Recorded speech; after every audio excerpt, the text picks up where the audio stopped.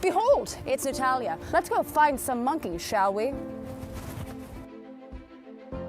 Would you say sex is like riding a bicycle? Nothing gets me going like Christmas and wigs. Let's check out this show. I remember the first creature I beheld. He was a squirrel. His name was Kevin. I heard you need a DNA sample. I want to find light and joy in things that bring us together and unite us. And I think science is something that can unite us. Ow. God damn. There's a world out there, a world that needs to be beheld.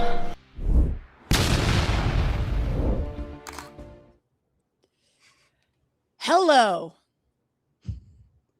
Oh, Saved by the Bell. Behold, it's Natalia. How are you guys doing? Welcome back to another episode of Survival of the Filthiest. I'm a biological anthropologist and comedian and very exhausted human being. It is a lot to live in the world we live in. And I created this show because, as a scientist, comedian, human being, I'm thinking, what the hell is going on in this world? We've got here in the country, we've got a war on Iran, Venezuela, Cuba, science, healthcare, DEI, people of color, gays, bays, jetways, veterans, queers, engineers, the vax, paperbacks, teachers, creatures, women, the women, and democracy. Yeah, looking at you, neo-fascism. So what better way to resist than to talk to scientists, comedians, educators, activists, starting some really good trouble to move this country forward rather than 5,786 steps back in time. So here's a quick reminder to please like, subscribe, comment if you have any questions, and please share the stream if you're enjoying it. And if you really like the show and you want to help produce this illustrious production, you can join my Patreon. And I also lead trips. I actually just sold out a trip to the Galapagos Islands next January. And there's a chance I might be launching a second one. So if you're interested, you can go ahead and sign up on the wait list or check in to see. I might be doing an Africa trip, basically taking a group of folks to explore the wildlife of a certain location. And let me just tell you, it's a lot of fun. I did it a few years ago and it was the time of my life. Well, today I'm thrilled to be talking to YouTube rockstar Jackson Wheat about the evolution of neo-fascism in the US and beyond. Now, let's just talk a little bit about fascism and neo-fascism for 1 second. Now, old school run-of-the-mill fascism is far-right authoritarianism, an ultra-nationalist political ideology characterized by a dictatorial, I can't talk today, by a dictator. A dictator. No King's Day absolutely wrecked me. Usually a centralized autocracy, militarism, and forcible suppression of opposition. It prioritizes national and often race above individual rights, aiming to create a regimented people's community through violence, intense nationalism, and strict socioeconomic control. Think Hitler, Mussolini, and Franco. Think World War II. Now, let's talk about neo-fascism. That's on the rise here in the US and around the world, and it's important to understand its origins and its dangers. Sure, it's not your Nazi punching grandfathers eat a bag full of dictators for breakfast type of fascism, but its ability to spread like wildfire amongst internet trolls, incels, and basement-dwelling mouth breeders makes it exceptionally scary and very dangerous. That's because neo-fascism is fascism seemingly less dangerous in terms of blatant militarism. It's its little brother, but it includes the fascism favorites like ultra-nationalism, racial supremacy, populism, authoritarianism, nativism, xenophobia, and oppression to immigrations. Looking at you, ICE. Looking at you, as well as opposition to liberal democracy, Marxism, communism, and socialism. Examples include European parties like National Front in France, Freedom Party in Austria, and Golden Dawn in Greece, alongside nationalist movements like Nordic Realm Party and, well, Christian nationalism here in the United States. I love it. Look, both fascism and neo-fascism are very, very scary, and they suck. So today we're going to talk about its evolution with superstar Jackson Wheat. Please be sure to follow him, subscribe, watch all his videos, binge watch them, please. And we're going to talk about the evolution of neo-fascism so we can best understand and combat it. Because let's be real, if you don't understand it, how are we going to fight it? So Jackson Wheat has a BS and MS in biology. He makes YouTube videos about evolutionary biology and politics and has co-authored a book debunking young Earth creationism titled Rocks were there. The Rocks Were There 2 is nearing its completion. I'm very excited about this.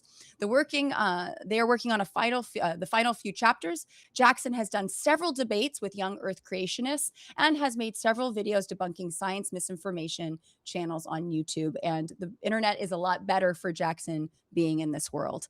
People of the internet, please welcome Jackson Wheat. Woo! How are you doing? Hello. Pretty good. I taught my class today, and I'm actually working on a video.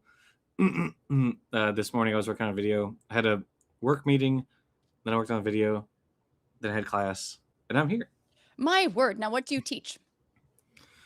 So I teach at a community college right now. So I'm mostly my classes are either Bio 1 or Bio 2. Although I've taught a class called Foundations in Science before, and I taught at a different university one semester. I taught a marine bio lab, which was a lot of fun. So that's awesome. A bunch of biology classes mostly. That's great. So I went to the community college, and I swear by the fact that community college was way harder to me than any class I took at a UC or a state level here in California. I took zoology at Santa Monica College, and boy, did it kick my butt. But I still remember so much of it thanks to we had a wonderful teacher, Dr. Moss and Ed Torvald. Still remember them. So thank you for doing what you're doing and inspiring young minds. And are you in the Midwest, I believe, right? Nope, I'm down in the South. Oh, what part? Shreveport, Louisiana. Oh, son of a gun. Well, shit on a brick. My parents met in New Orleans, as it turns out. So you're doing the Lord's work, and by Lord I mean the non-existent Lord's work. Yeah, it's there's a meme that I identify with very strongly, and it was like voting blue in a blue state and voting blue in a red state, and it's like the skull. It's like screaming. Oh my God. That's how I feel. Especially since our legislature is attempting to gerrymander our state to make it so that we have even less representation as blue voters in the state than we already had. So yeah, it's cool. Wow. Well, I mean, I'm glad I'm having you on today. Forgive me. For some reason I was under the idea that you were from the Midwest, which I mean, obviously the Midwest has all sorts of blue, red, it's all kind of a purple mishmash up in there. But the South, definitely, you've got, you're fighting an uphill battle, especially in Louisiana. So thank you for doing uphill what you both do. ways. Yeah, it is. Yeah. In the snow up to your, yeah. But, well, gosh, I mean, usually I like to ask folks that come on the show just a little bit about what got you into this before we jump into the topic. Like, what were you always in love with science, starting as a youngster, or was this something that kind of grew over time? Yeah, it's funny you ask. I was so I just spoke at the Louisiana State Exhibit Museum. I did a talk on mosasaurs this past weekend, and one of the questions from the audience was how did you get into it? And I told them. I was born this way. I was, much like Lady Gaga. Yeah, it's like you get Lady Gaga. I from as long as I can remember, and my parents can confirm it. And I pointed to my grandma when she was there. I was like, they know that I've always been interested in, I have a deep love for dinosaurs. I was a dinosaur kid. And then as I got older, I was like, I don't know if I necessarily want to be digging out in the Sahara Desert for dinosaur fossils. I think I'd rather be in a lab. Right. The Arctic, if you've read Your Inner Fish, Neil Shubin was, digging in Arctic Canada. I'm like, I don't really want to do that. But yeah, my childhood love of dinosaurs matured into an adult love for dinosaurs. And do you have a favorite? Is it the Moses? I mean, who is your favorite dinosaur? My favorite dinosaur is Parasaurolophus. I love the crest. I think they're quite neat. Ornithischians in general are pretty cool. They have a really interesting the hadrosaurs in particular, a really interesting tooth battery. Anyway, I'm getting off topic. No, I love it. So when I was in my first year of college, way back in Jesus Christ, a decade ago, I started at LSU, so Louisiana State University in Baton Rouge, and I was there like a week before school started, getting my stuff set up and everything. And then I met this group. They wore like these gold suits with a red sash. I'm pretty sure they were all a bunch of like nationalists, but they were like handing out little pamphlets out in front of the student union, and they like were walking right in front of me, and so they like swung one at me, and so I was like, okay, I'll take it. Oh. And I started reading it, and I'm like, yeah, okay, whatever. And then at one point in it says, it's like, socialists mandate that evolution be the only theory taught in school. And I kind of paused. I was like, hold on. And I went back and I talked to one of those guys for like 45 minutes. And he just kept being like, well, what do you think about this? And I was like, oh, well, here's how you can explain this, this, and this. And he's like, okay, well, what about this other thing? And we did that just round and round for like 45 minutes. And eventually he recommends me this YouTube series called Evolution List, which was like the first set of response videos I did on my channel, which I never finished because they were boring and I don't like doing response videos all that much. I know a lot of people make excellent content doing that, like Paula Gia, Dapper Dinosaur, all these people, they make tremendous content doing response videos. I don't really like doing response videos all that much. But I watched I started watching it, and my roommate at the time recommended I could make a YouTube channel responding to these. And I was like, yeah, why the heck not? And so that's how I got into it. And so I've been doing it for a decade now. Wow. As of August, it will be 10 years on YouTube. Yeah. Oh, wow. Woo. Congratulations. Yeah. This is embarrassing, but my YouTube channel, which is a lot smaller than yours, is almost 20 years young. In June. Hey, I think that's awesome. I mean, I don't, subscriber count doesn't really, mean much of anything to me. It's all about, can I get out the information? Yeah. Can I have, meaningful conversations with people? And it didn't start out that way. I got on in 2006 because I had a pet rabbit and I was doing dumb voices with my pet rabbit. That's what this was, so that's how it all started. It wasn't until 2010, I think, I made my first science video. But yeah, it's a great way, I think, and you've done such an excellent job with your channel to create a platform that gets people that would never maybe have access to your biology class to get that biology information, to get to and have these theories, or young earth creationists who are kind of maybe questioning, like, I don't know, maybe I don't feel so comfortable with this, and you're just here, let's give you some more information. Here's my pamphlet to why this is the way. It's more like a scroll, right? Exactly. It just keeps going. It just keeps just going. And like, because science never stops, it's constantly changing. That's the thing we talk about, science, I say, is more of a verb than a noun, because unlike religion, it's constantly, good science is updating itself. It's, proving itself wrong. And then, so I think that's a never ending scroll is pretty fantastic. Yeah, absolutely. And that's, I mean, like, for the last 5 or 6 years, whatever the heck it's been, I've been doing a series called The Ancestor's Tale, which is an expose on my favorite nonfiction book, written unfortunately by an Epstein Island alumnus, but The Ancestor's Tale is my favorite nonfiction book, at least in terms of biology. Was it Trivers? No. Who? Dawkins.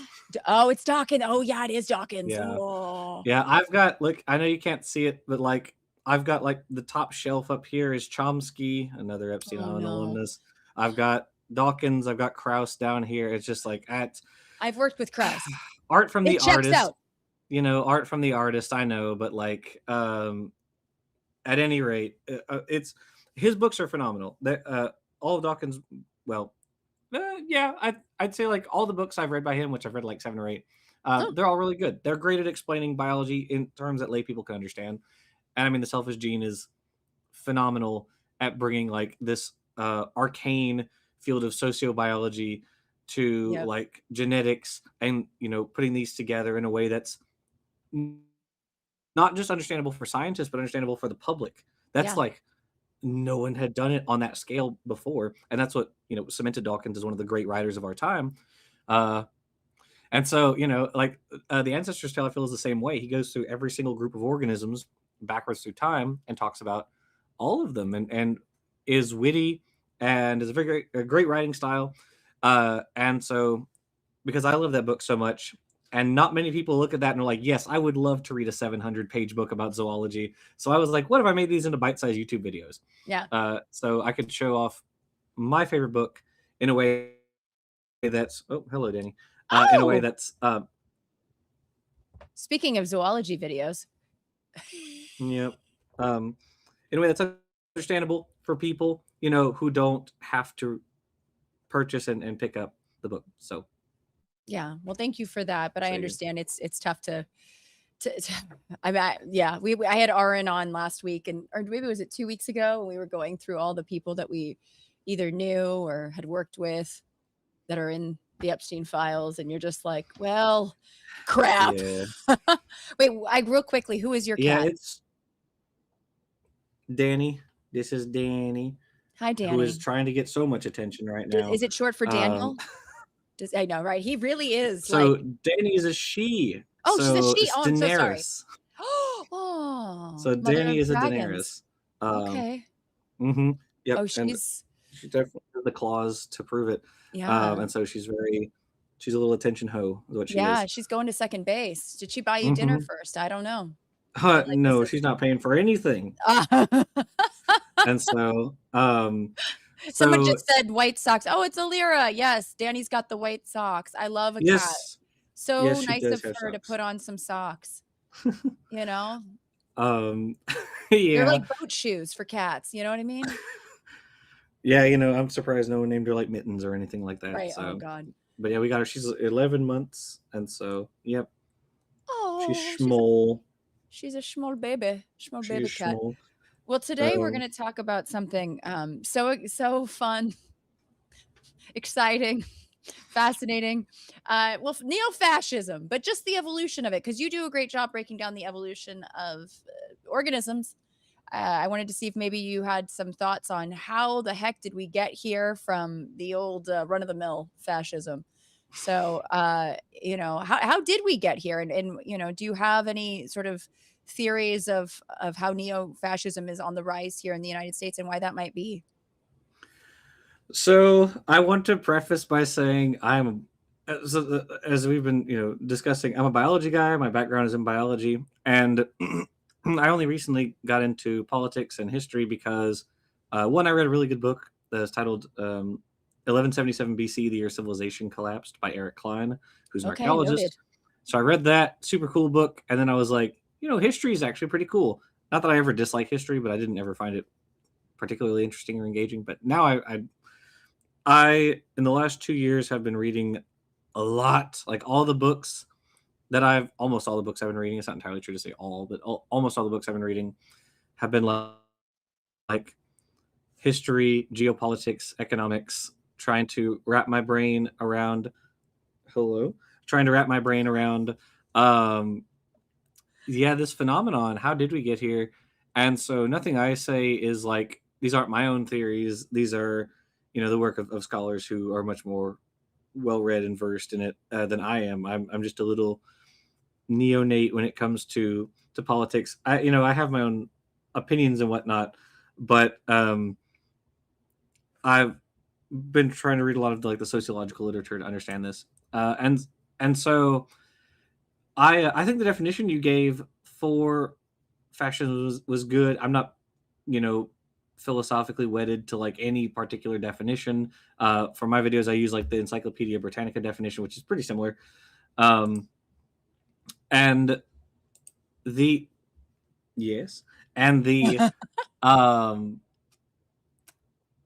the answer is multifaceted. It's complex. It's not one single thing. I feel like in saying that, I feel like I don't know if you ever saw the Onion video where they're like talking about like complex stuff is happening out in Nigeria, and they're like things are complex. Yes, they're quite. We have to consider the culture, and the politics. Yeah. Yes. And so, all right, you're going down. There you go. I love that cat. I think we need to do a show just with her, asking her questions. I mean, you can. She's very talkative. She sounds like it. So you go back to 1940s, and we really go back to 1930s, and classical fascism really starts taking off in Germany and Italy, among other places, in part because of the destruction of like World War One and the measures that were imposed on countries like Germany as a result of World War One, and things like reparations for damages, which led to things like hyperinflation, and you had like high unemployment as a result. And so you have these really massive economic problems that are precipitating rightward shifts in a population that already did have some rightward tendencies. So you did have extremism that already did exist, but it was more kind of on the fringes. Anti-Semitism already existed. I mean, you go back to like the Dreyfus Affair, things like that. So, I mean, further back than that in European history, you have pogroms for Jews and whatnot. So like anti-Semitism long existed. You had far right parties that already existed. You had like pro-monarchy groups and things like that. And so you get a you get the precipitation of really bad economic problems following this massive conflict, and you're looking around for like, where do I put my stock now that like the Kaisers failed us, these monarchists failed us, where do I look? And to many, the answer was, or well, to some at the very least, the answer initially was like, hey, here's this guy with a little mustache coming along who's got these really important ideas all about nationalism and making us a great nation again. And some of his ideas maybe are a little far-fetched, but hey, some of those ideas work for me, and they help put me back to work, help me support my family. And so I'm going to kind of put stock in those ideas. And okay, well, if they come along with a bit more or with some radical ideology too, okay, well, it comes with the territory, I suppose. And so obviously very, very shortening. I mean, the rise and fall of the Third Reich, I have on my shelf over here, and it's like that thick. So I'm being very glib in what I'm saying here, but like when you consider all of that, it looks very similar in some respects, more than others, obviously, to what is happening and has been happening for decades leading up to now. So the rise of both fascism and the rise of neo-fascism, which I prefer the term neo-fascism to post-fascism, because you have people like Enzo Traverso who use post-fascism in his work. I don't like that word because post-fascism sounds to me like we're after it. We are post the fascist movement, and I don't like. I mean, obviously that's not how he uses it, but people might get that impression from the word. So I prefer neo-fascism because neo means new, and it's a new form of fascism. It shares a lot of commonalities, but also some important differences. And so with today, in a similar vein, there are a lot of economic problems. There are things like trade liberalization have had some upsides, right? Like more people get jobs. We grow our GDP, things like that. Other countries grow their GDP, and with the growth of GDP comes increases in like healthcare, health outcomes increase along with GDP in most countries. And so so trade liberalization has some upsides. Some downsides, on the other hand, are lower skilled, lower income jobs tend to be offshored, right? So they're sent to other countries where we can pay people less money to do these jobs, or do the same job. Mm-hmm. So that means that if you're maybe if you're a high paid person or like a middle income person, like, okay, you're probably fine, your job probably wasn't affected. But if you're a low income person, your job might have been affected, which is what we saw with things like NAFTA in the 90s. And so these people who already weren't very well off economically, their condition is kind of made worse by these movements, or by these pieces of legislation, which are hailed as like, we're going to bring everybody up. A rising tide raises all boats, right? Well, sort of. In some cases it does, but it doesn't always. And in fact, we see these disparities in terms of income inequality. I mean, there's, I'm sure you've seen the charts on like the top 1%, like their growth in income versus like the bottom, like 50% or whatever. You can see how the income inequality has risen. You can see how like racial inequality has risen, despite the fact that people think like, oh yeah, we had a black president, so racism is defeated. Um, the thing that gets me about If that is the only. people, Yeah. right? The people who were, I think, were least likely to vote for Obama are the same people who say racism is over because we had a black president. So like, Yeah. Okay. So you have these inequality measures, and inequality in terms of socioeconomics is very closely correlated with health inequality. So as you have worse, worsening like poverty, of course, that's going to correlate with a variety of health ills, like opioid overdose and suicides and things like this. Unemployment and underemployment are also very closely correlated with increased rates of suicide.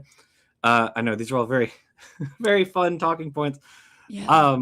But like on one hand, there are long-term structural factors that underlie the rightward. This to a degree of rightward shift in Americans. Americans were already on or were shifted rightward compared to like Europe. There's a good book titled Fighting Poverty in the US and Europe that talks about how the welfare state in the US is much worse compared to most or like all the other G7 countries. What's the name again? What's the book's name again? Fighting Poverty in the US and Europe. Here, I'll put it here in the side chat. Awesome. It's from 2004. And so it's Alesina and Glazer. What they discuss is first they talk about how the actual monetary differences in terms of the welfare system between the US and Europe, and how like if you live in Sweden or Denmark or England or wherever, you're going to get you're going to have better pensions, you're going to have more money that's doled out to you in terms of healthcare. And of course, these are all correlated with better health outcomes. So in places where you can afford healthcare, there's better health outcomes. It's crazy how that works, Yeah. So I know I'm really kind of beating around the point here. I'm hitting a whole bunch of other things, but like the central point of all this is that there are historical reasons for inequality, slavery, Jim Crow, mass incarceration. There are anti-Semitism, and then these issues compound each other. And when you have a society that's growing in some respects, we have better technology than we used to. Fewer people die from cancer every year. Like, it seems in some ways, because it's not all necessarily doom and gloom, we're moving forward, we're making progress. But a lot of this progress is only available to people who can afford it. Right. And so if you're in the lower echelons of society, these things are barred from you. Maybe you can't afford that cancer treatment. Maybe you can't afford to live in a neighborhood that's not like crime ridden or wherever. And so you look for outlets for the disillusionment that you have with these systems. You're being told constantly, and I think this is part of why people didn't really vibe with Hillary Clinton, was like, hey, things are already great. Well, if you're living in a situation where you believe it's bad, justifiably or not, and someone just tells you, hey, don't worry about it, you're going to be like, well, screw you, Yeah. Yep. Yeah. And so there are things that have gotten better, but there are a lot of things that have also gotten worse. Like health outcomes, longevity in the US has not only stagnated, but gone backwards actually, which is a phenomenon that usually precedes like the breakup of countries like the USSR. Even the maternal mortality rate is ridiculously high in the US and 3 times higher in women of color, Black women specifically. It's like having and on top of the fact that, we roll back Roe v. Wade and access to birth controls and people being jailed for a simple miscarriage. It's just, anyways, I digress. It's depressing. You're absolutely right. It's depressing. States that have more liberal policies are correlated with higher longevity, across the board. And so all these issues kind of wrapped up together result in people feeling disillusioned. They feel unhappy with the current system. And so what they're looking for is someone to tell them, you're right. you're right. Yeah. Things have gotten worse, and it's not your fault. There is someone or someone's you can blame for this. It's immigrants, it's the Jews, it's blacks, it's whoever. You can turn that that animus into racism or anti-Semitism or whatever, xenophobia. And so you have, and so that's what Trump has done, of course. And I mean, not just Trump; he's not the first one, nor will he be the last, of course. I mean, you can look at Reagan with his welfare queen example. That was racial animus. Here we had like one woman who gamed the welfare system, which no system is perfect. It never will be. We Yeah. all, I think, implicitly understand this, but like the fact that he only had this one example, Yeah. rates of he wasn't exactly like pulling up statistics of like this is the rate at which the system gets gamed. He picked one person, one anecdote, and Nice stuck little with anecdotal that. evidence. Yeah. Yeah, and we all ran with that as a country, right? We were like, "Yep, one person did it, so it ruined it for everyone else," which is absurd. And you can look at, I mean, you can look at like anti-immigration rhetoric of Bush, and then of course of Trump, and so, and not just anti-immigration rhetoric of Bush, but also like the Islamophobic rhetoric as well, Yes. and so people keep placing their stock in these politicians who tell them things are going to get better if we go after the immigrants. If we kick all the immigrants out, that will, I don't know, free up all these jobs that you can then take that you weren't taking before. Yeah. I guess. What's really funny about it is like the U.S. population the U.S. population has growth largely because of immigrants. The longevity in most states is propelled largely by immigration. Immigrants tend to live on average a bit longer than native-born citizens do. There's no evidence that like immigrants are bringing like lots of diseases to the U.S. The number one predictor of a disease outbreak in the U.S. is the vaccination rates of the local population.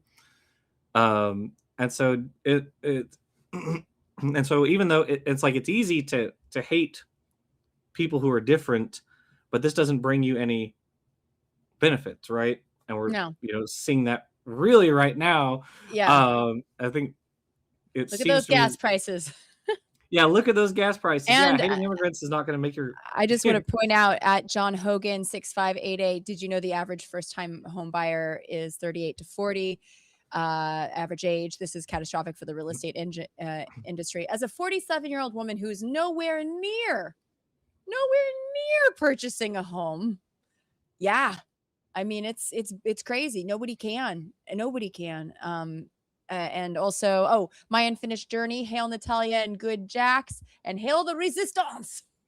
Yeah. But yeah, it is crazy. This whole "Make America Great," blame the minorities and the immigrants and anybody who might be slightly different from you. It's I think the greatest con the U.S. has ever, or any leadership has ever pulled on somebody is tricking people, thinking that this is a class or a culture war versus a class war. I mean, this is definitely not a race war. This is straight up.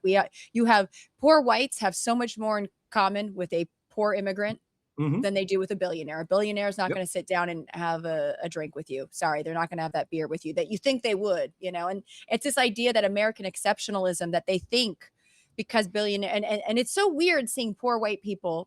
I'm going to throw my own people under the bus, defending billionaires as if they could potentially become one. It's that American exceptionalism thinking that it's like, so you're saying there's a chance from Dumb and Dumber. They really do think that because Bezos or Elon Musk, who's not even American, can become billionaires, that they might be able to do that too, in which case they'll lay down their lives for a billionaire, which is absolutely bonkers. They'll give up their rights, lay down their life because they could potentially dig themselves out of the hole of debt and climb that ladder. And yeah, it's yeah. So I have very strong opinions, and I just did a talk about immigration and migration is part of the human experience, but also animals. Like, I talk about, humans first and foremost are animals. And as a biological anthropologist, I talk about there's the two drivers, the two big resources, the food and finding mates, the two big F's, with animals, right? And humans in the beginning, that was probably a big driver. But as we settled down, there were things like conflict, disease, a better life, and of course, the US loves to destabilize Latin American countries or any country really, and then be like, I don't understand why they're coming here. I just made their home inhospitable. Uh-oh, I feel a book coming on.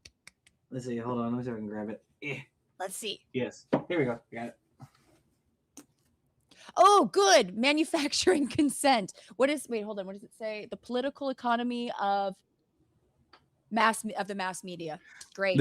So Chomsky and Edward Herman, what they do is they go through, they really look very like laser focus at how U.S.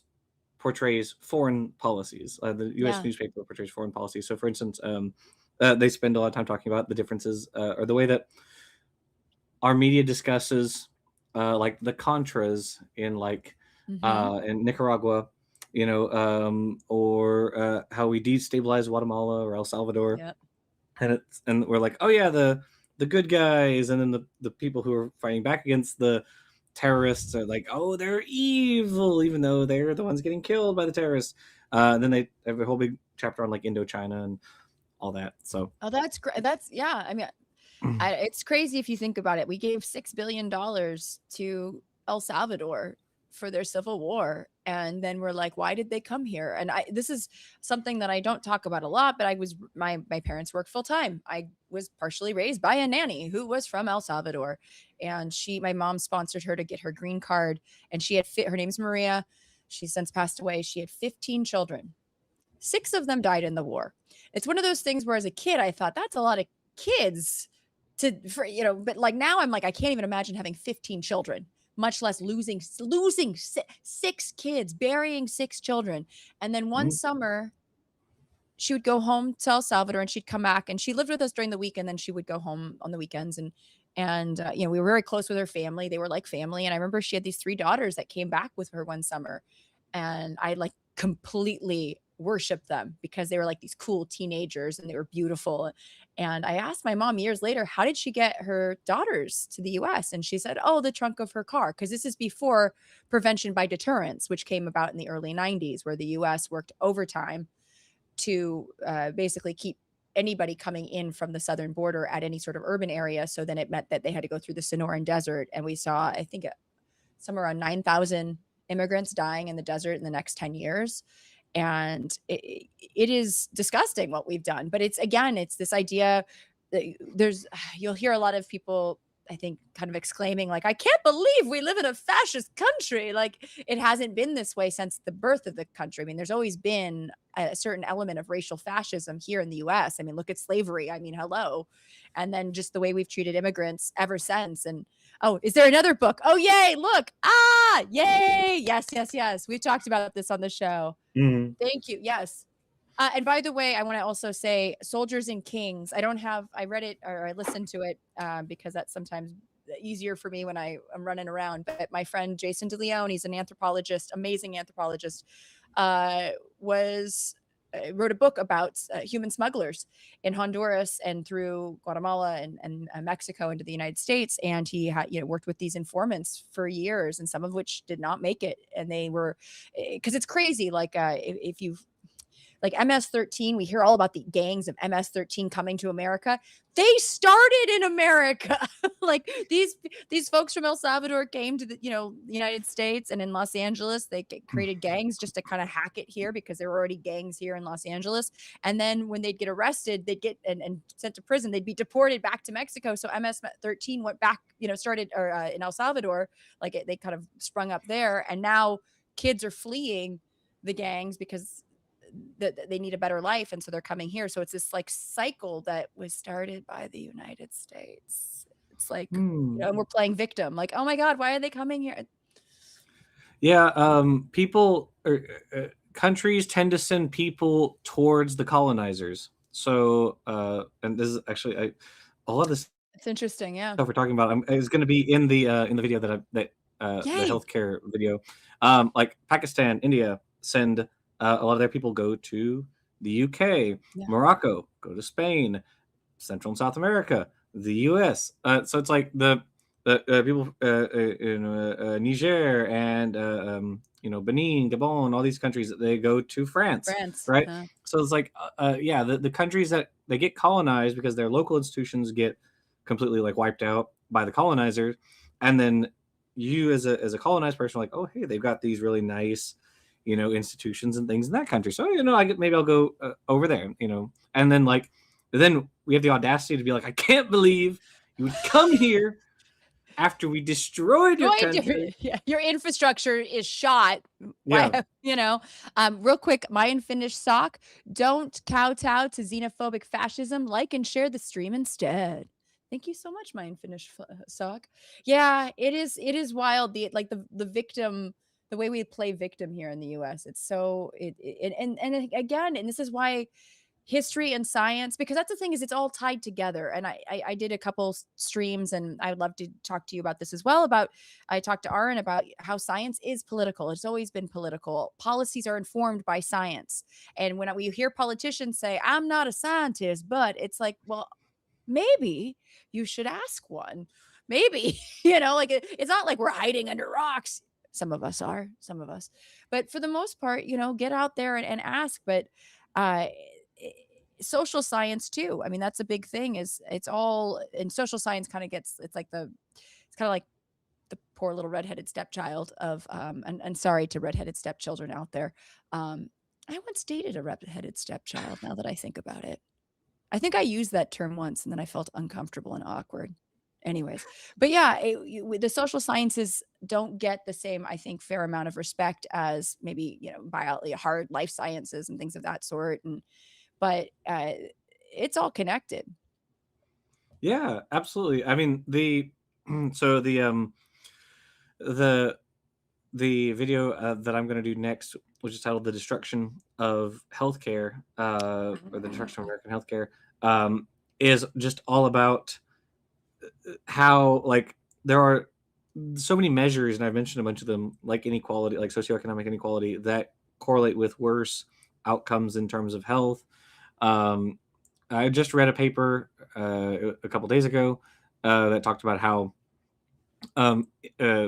big events, like major political events, can shape health outcomes in the short term.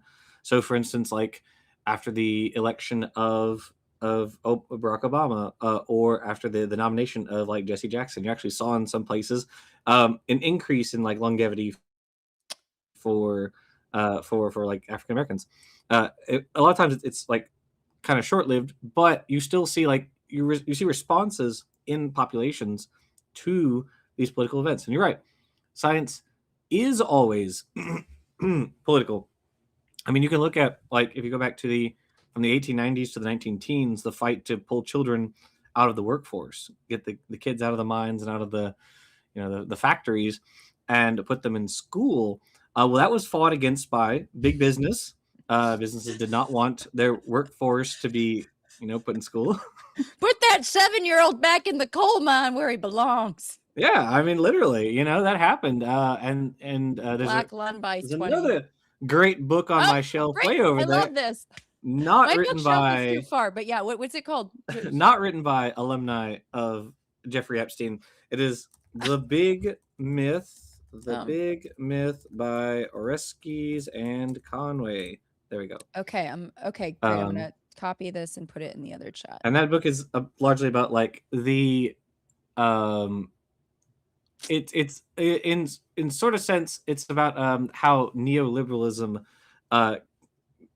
was brought into American politics in the 70s. So it goes through like the time period in which big business could basically run rampant, right? So you have the robber barons or captains of industry, who could basically sort of run rampant. I mean, literally, the Rockefellers, John Rockefeller told Woodrow Wilson, like, get bent over what was it? It was I can't remember what the exact issue was, but Oh, it was the Ludlow massacres. I think it was the Ludlow massacre. If I remember correctly. But basically, Wilson was like, "Hey, you need to treat your workers better." I think that's Rockefeller Jr.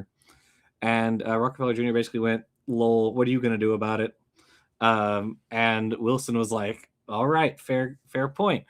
Um, and so then you get the New Deal, and or you have the Great Depression. Then you have the New Yeah. Deal, which reins in a lot of these excesses of business, and so you also get people going after like groups like NELA, the National Electric Light Association, who were like rewriting textbooks for business and classes that would say things like, "Oh, actually, NELA, of their own volition, brought electricity to these rural farmers and to the poor inner city. That's just not true. It had to be subsidized by the federal government to bring uh, electricity to these regions because there was no return on investment for the businesses." And so they just simply wouldn't do it. They wouldn't build lines out to farmers or to poor inner city areas, or to poor urban areas and whatnot. And so after this happened, NELA paid for textbooks to be rewritten to say, actually, it did. We just did it of our own volition without government interference. Look at how great we are.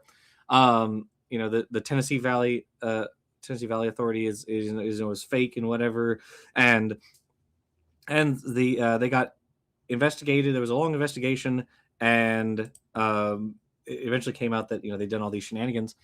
And then in the mid 40s, you get a group called the Mont Pelerin Society, which met in, I believe it was Switzerland at first. And this is a group of people like Karl Popper and like Ludwig von Mises and Friedrich Hayek and these other guys.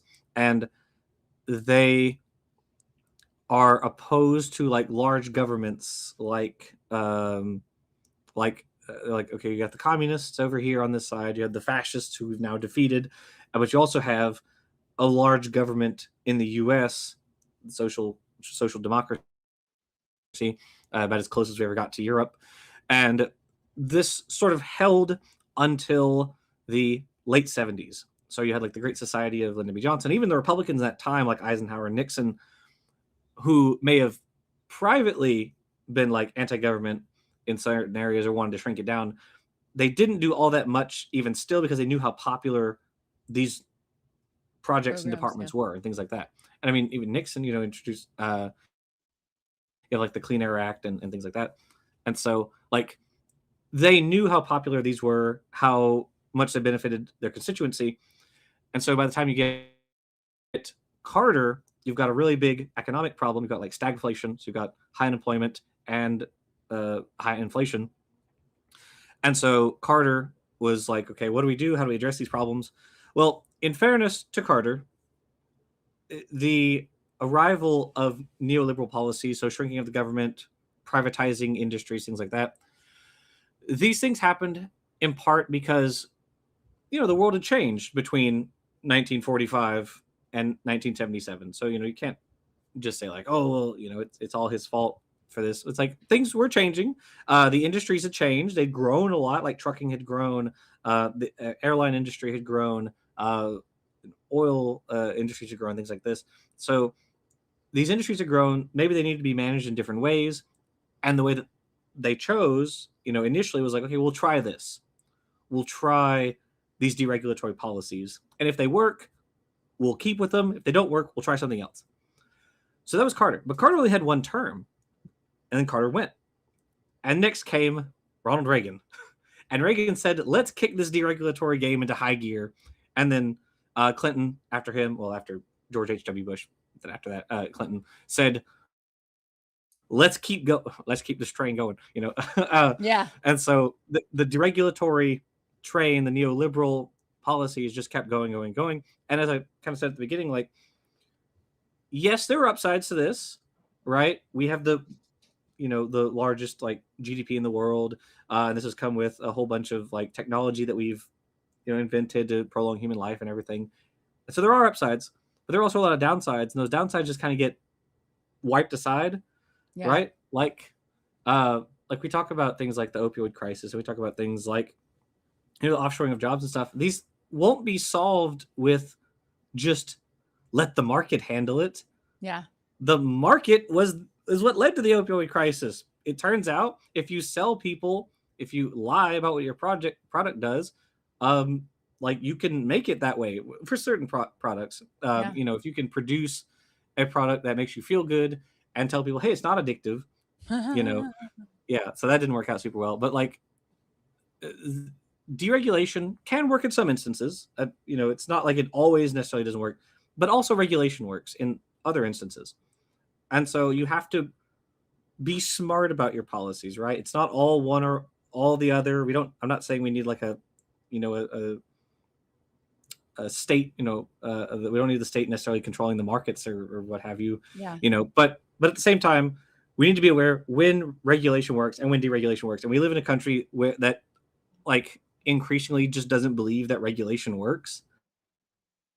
That's why in every week it seems like Trump is like, we're going to deregulate the EPA. We're going to have the EPA not be able to regulate like greenhouse gases or airborne particulate matter and ozone, things which like objectively harm human health. Yeah. They're not going to be able to produce a report on the social cost of carbon anymore, even though we know this is impacting people. We know it's impacting agriculture. We know it's impacting like mortality. It's just like I think the Republican Party, for one, is ideologically captured by this deregulatory monster. And then the Democrat Party is too ineffective to do anything about it. Yeah. And so that's kind of where we are. And or that's I would say part of how we got here is the inequalities exacerbated by neoliberalism, which have led people to shift rightward, as I said, to look for solutions to those problems, and then they find people like Donald Trump. So. Yeah, I mean, I also think that I want to get to some comments real quick, but I also think that there's just a sad fact that people want to other, that there's this deep need to blame. There's a deep, unfortunate sadness of our country's really fucking racist. You know what I mean? Like it's just it is. Because I remember in 2015 when Dylan Roof shot up that church, and I just remember, and I was just devastated, and it got him Burger King. You know what I mean? He almost hailed a hero right afterwards, practically. And I thought, I came up with a show I wanted to do called Science for Social Change, about like, if only people understood that there's no biological basis to racial classification, then they wouldn't hate people so much. And then I realized, no, some people just really want to hate others. And it's a lot of it's rooted in fear. A lot of it is rooted in, like you said, this idea of they're taking something from us. But it's just tough, because you have to, it's a hard way. It's a challenging thing to combat, because sometimes the reasons for it vary. It's not just as simple as, oh, they're afraid, or, maybe something bad happened to them once, and it's anecdotal evidence of one, and they're now stereotyping a whole group. But yeah, it's this country. Real quickly, I just want to point out, Alira the Free said, where is it? Oh, my definition of neo-fascism is just fascism with a fresh haircut, carrying a fake intellectual tone, and insisting it's here for a debate. Yep. I think of the Richard Spencer haircut. Remember that? The Richard Spencer? Which also is a haircut that I see a lot of lesbians have. And with lesbians, I find it super sexy. But if a man has that haircut, I'm just like, he's going to want to debate me. He's going to want to talk to me, the latest Joe Rogan episode. He wants to tell you, how to use the word alt-right, which was a Spencer word. Spencer coined the word alt-right. And people forget that, because he wanted to use it to refer to people who were neo-fascists, but before that was, really in our, more in our parlance. I just feel like the alternative music scene didn't deserve that, because I feel like, we talk about the alt music scene, and now I'm just like, I just think of the alt right. But it's funny you mentioned that. I had a guy named Logan McNair a little while back who did a study on how synthwave became co-opted by fascists So this is crazy. I grew up with the guy, and I don't know if I want to say who he is, but anyways, he's an industrial music band, and I remember I grew up. I literally went to camp with him in 7th grade, Camp Fox on Catalina Island, and he'll know who he is if he sees this. But it really bummed me out because he was in this sort of like a very cool industrial band and akin to Nine Inch Nails, and I'm a huge Trent Reznor, Nine Inch Nails fan. Mm. I got to see him a couple weeks ago. Amazing. I met John Waters. But I digress. Anyways, this guy in this, industrial kind of very gothy band, big trumper, big trumper. Mm. Just it's terrifying, the stuff that I've seen. I've stayed friends with him on Facebook because because it breaks my heart, because I've known this friend for 35 years now. But Mm. also it's almost like why my dad watches Fox News. My dad is insanely liberal, like almost left of Lenin. Like he's very, very liberal. However, he watches Fox because he just wants to know what the other side's saying. I want to know. I sometimes go to this guy's page because I'm just like, and now he's not really posting so much, whatever, or maybe he's hiding it. But it's like, because I got to know, how are you going to defend attacking The morbid curiosity. yeah. And also just like, because I at a certain point, and I feel like now that we're seeing Joe Rogan, the cracks of the manosphere now being like, Mhm. did you see where Joe Rogan called MAGA a bunch of dorks? Yeah, which comes right after Louis Theroux's documentary about the manosphere, which was also. Did you watch that? I did not see it. Did you see it? Yeah, it's Tell me. funny because I mean, he does essentially the same thing. He lets the thing about Louis Theroux is he just lets them talk, and they talk themselves into looking like dorks. He's like, so you really think that? And he just kind of follows it up. He's just like kind of a normal guy, but following up, they're like, these like, look around you. All this was built by men, and men are at the forefront of everything. Are you sure? Just like he's just kind of like baffled by the weirdness, the dorkiness of these guys. And I say that having, Oh, I'm like a I do, but supreme dork. it was just like it is sad, yeah.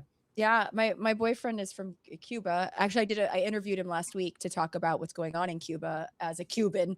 Not that he is into politics per se, but he's a filmmaker, and of course, and has made a lot of socially relevant films, either in Cuba or since he's left. But he asked me the other day, I told him we were watching that clip of Joe Rogan saying that, and he said, what's the difference, because English is not his first language, between nerd, dork, and nerd and dork, I think were the two. And and geek, and I was like, I feel like geek and nerdy imply intelligence, where dorks can be intelligent, but it doesn't really imply it. It implies kind of like a bit of an air of dum-dum.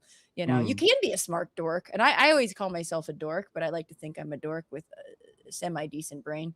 But yeah, it is a little overwhelming or sad. I don't know. I mean, it's like, I want to see Joe Rogan change, but also too little too late, sir. Too little too late. Yeah, I was watching I'm a fan of. I like watching like Vosh and Destiny, these big political channels on YouTube, and Destiny was talking with Adam Kinzinger, who is a Republican, but is a sane Republican. Is one of the never Trumpers. I know. Not an He's one of oxymoron.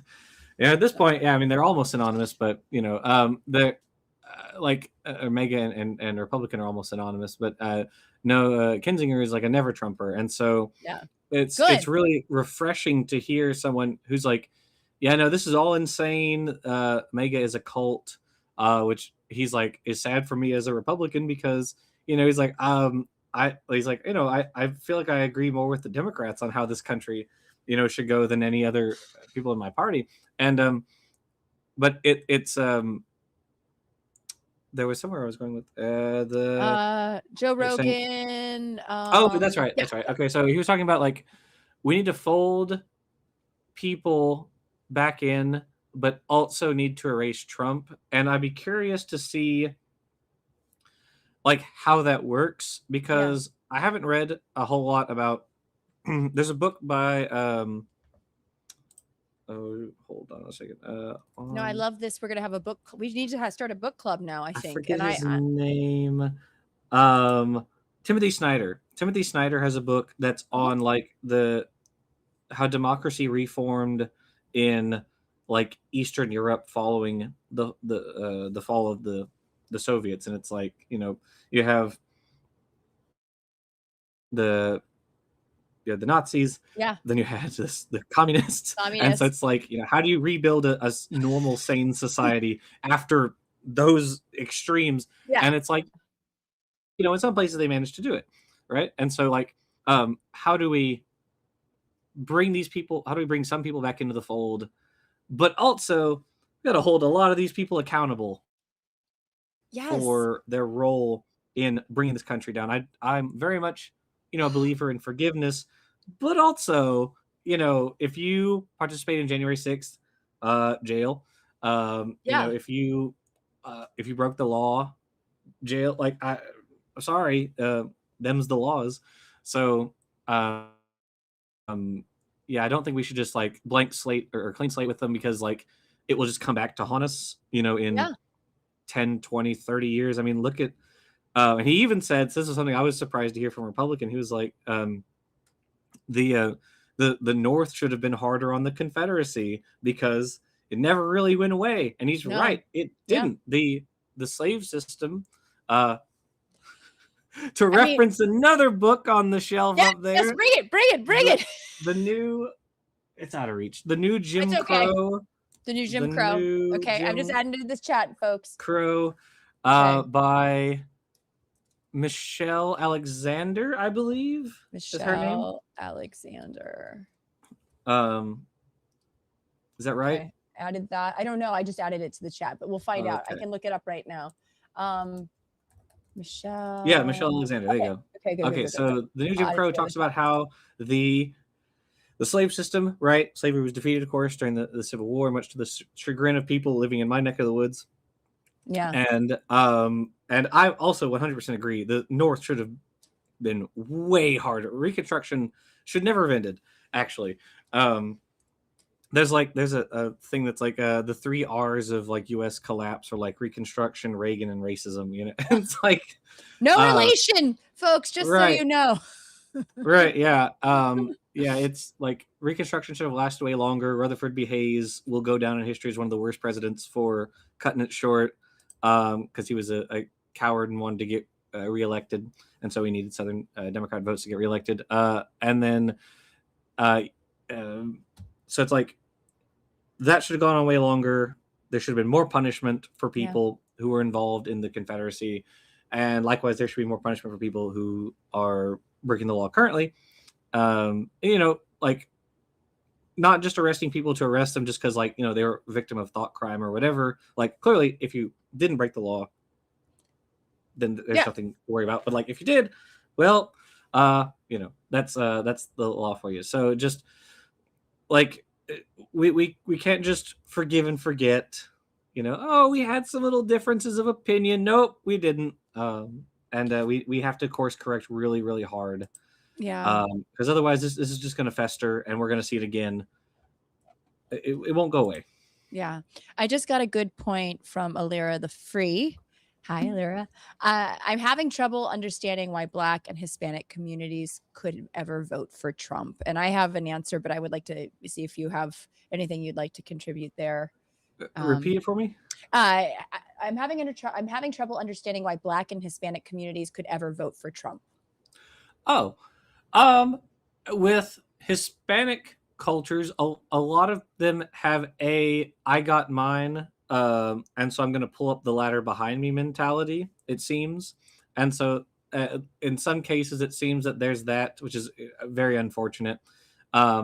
Or in some for some Black people, they feel that, like, well, Democrat policies aren't harsh enough on crime, and so we're going to vote for someone who's more likely to have harsh on crime policies, even if those disproportionately affect other Black people. And same for Hispanics. If you believe that, oh, the Democrats are too soft on crime, so I'm going to vote for someone who's tough on crime, which like this is really more going to impact those communities disproportionately. And if you want to, at the very least, tackle like property crime, the way to tackle property crime is to decrease income inequality. If the more or the less income inequality you have, the less property crimes you have. Again, there's very strong correlation between these. Less so of a correlation between like rape and murder, for instance, but for property crimes at the very least, decreasing income inequality decreases these crimes. And so if you want a reduction in these crimes, these types of crimes, then you should focus on a policy that's all about income inequality.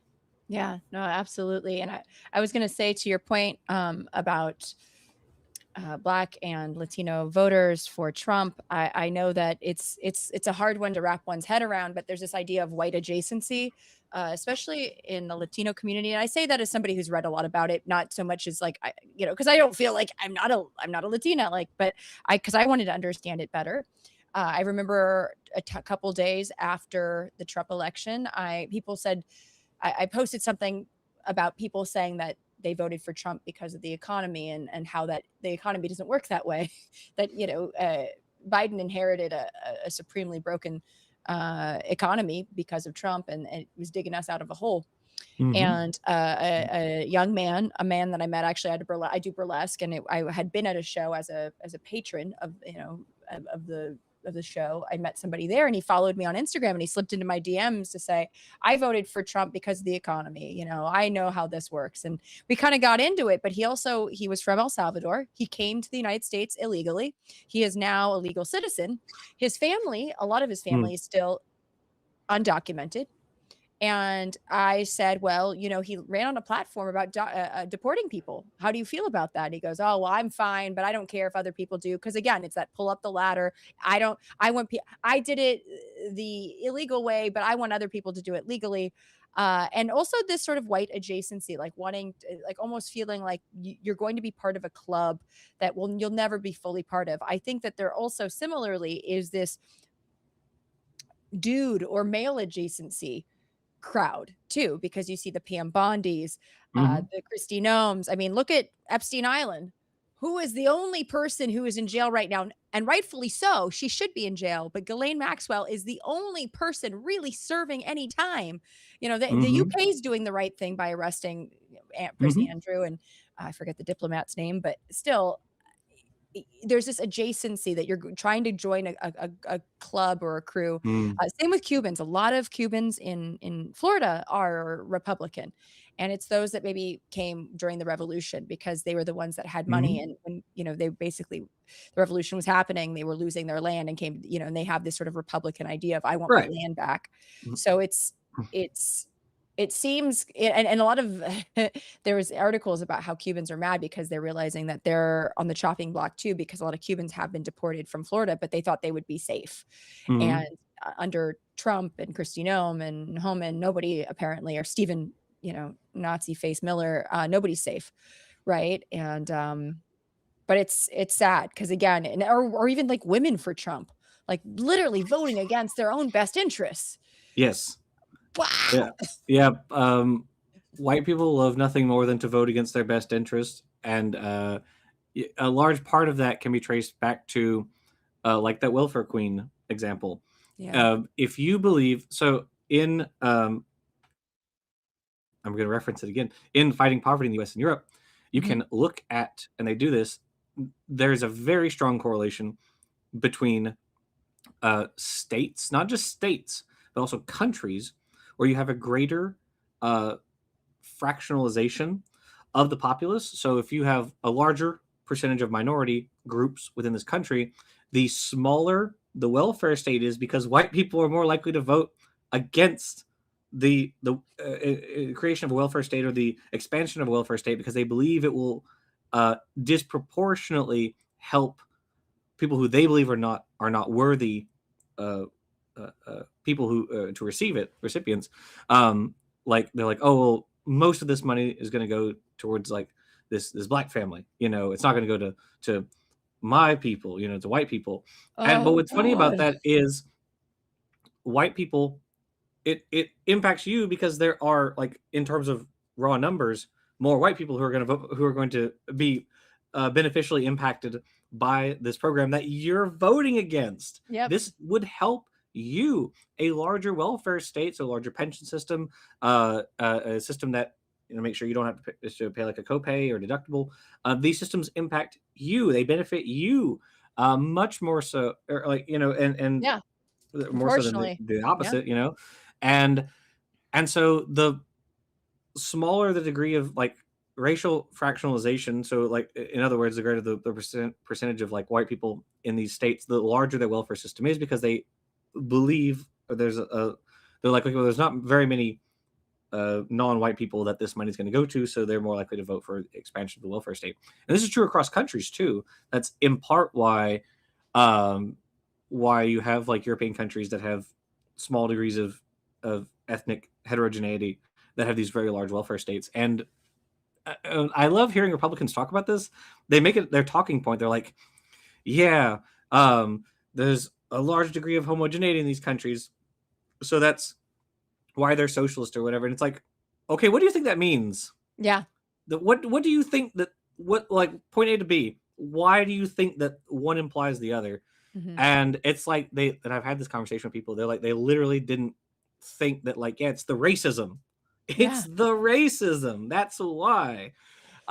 These countries have had these much larger proportions historically of like white people relative to non-white people, and so they voted in the best interest of the white people. And so it's like, so at any rate, it just and that's also why the U.S. Has, in part, it's one of the reasons why the U.S. has such a poor welfare state, is we Yeah. have a large black population due to slavery, right? And then and so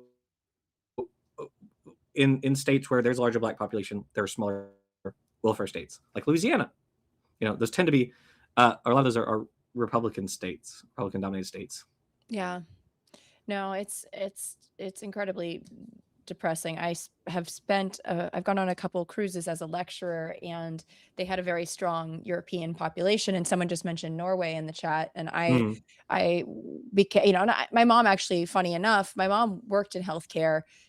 My mom got her PhD in psychology. Actually, she was teaching at Tulane when she met my father, Mm. and but she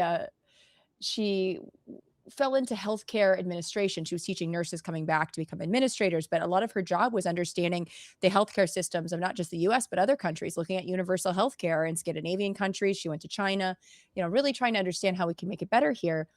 And years ago, it was really funny, not funny. I got hit by a truck oh, Danny, Danny has sweet, returned. sweet Danny, she's back. She's back, and she's pausing. Is she pawing you? I loved how she pawed you. Not at the moment, but she will. She gives paws. But no, I got hit by a truck as a Oh. pedestrian on the shoulder of the freeway. Like, the truck was going like 65 miles per hour. So I was messed up, and I lost my health insurance like 2 months before that.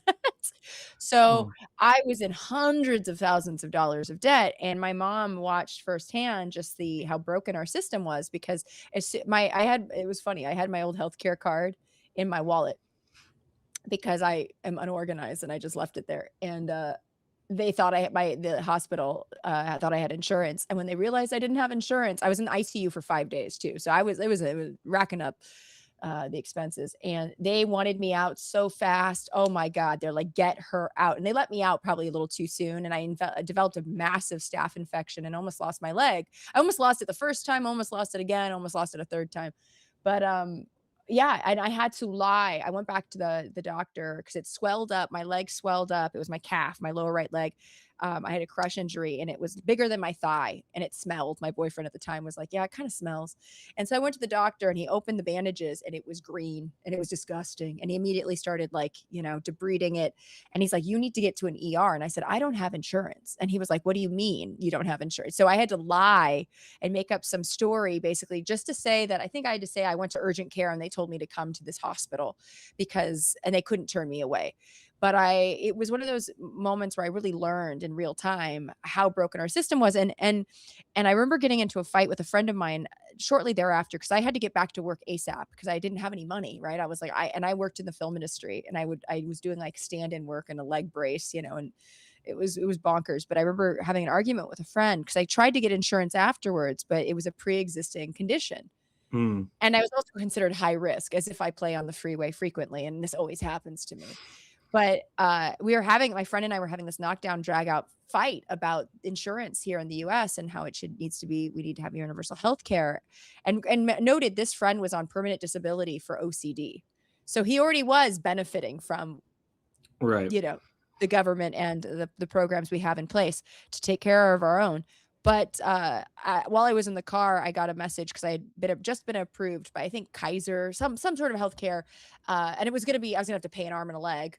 Thank goodness, not literally. And they sent a follow-up letter saying, you know what, we've decided to not insure you. You're too risky. So yeah, it was like, but in that moment, again, just getting knocked down by the healthcare system. And it Mhm. wasn't until ACA or Obamacare that a lot of Mm. people that were uninsurable, and that was another huge lack of education information, is all these people thinking that Obamacare, not realizing that Obamacare was ACA, and that they were voting against the one thing that allowed them to have good health care. And Yeah. here we are. Yeah, it's the number of people without healthcare was, I believe, or without health insurance Yeah. was, I believe, slashed in half. I think it fell by half. Something like that. I'm gonna look it Uh, up right now. and so then Trump's proposed. So Obamacare was passed in 2010. I believe it cut the number of uninsured by half, if I remember correctly. And so Trump proposed in 2017 his American Healthcare Act, which was going to double the number of uninsured people. So in other words, go right back to where we were. And so like mercifully it was defeated in the Senate by like John McCain and a few other Republicans who defected. But like yeah, we had a bunch of Republicans who were voting for it. I mean, it passed the House, Yeah. right?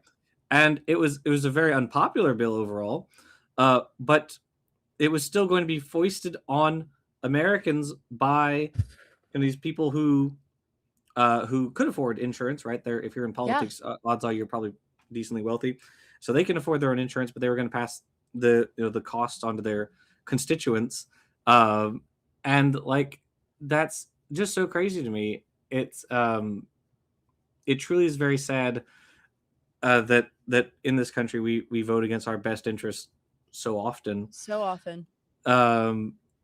There was another example I wanted to pick, but I can't remember what it was now. But yeah, it's just like there's a lot of instances like that. There are a lot of cases where we vote for people who want to deregulate businesses because, as you said, there's the adjacency. Like, I know of a billionaire, and so maybe one day I'll be a billionaire, millionaire. They should exist. Wait, what? Yeah. Or even like, I think of the draft. I think my mom's little brother died in Vietnam. And, it was back in the day when she grew up in rural Kentucky. And what they were doing is they were specifically drafting young men from tiny towns they thought would amount to nothing.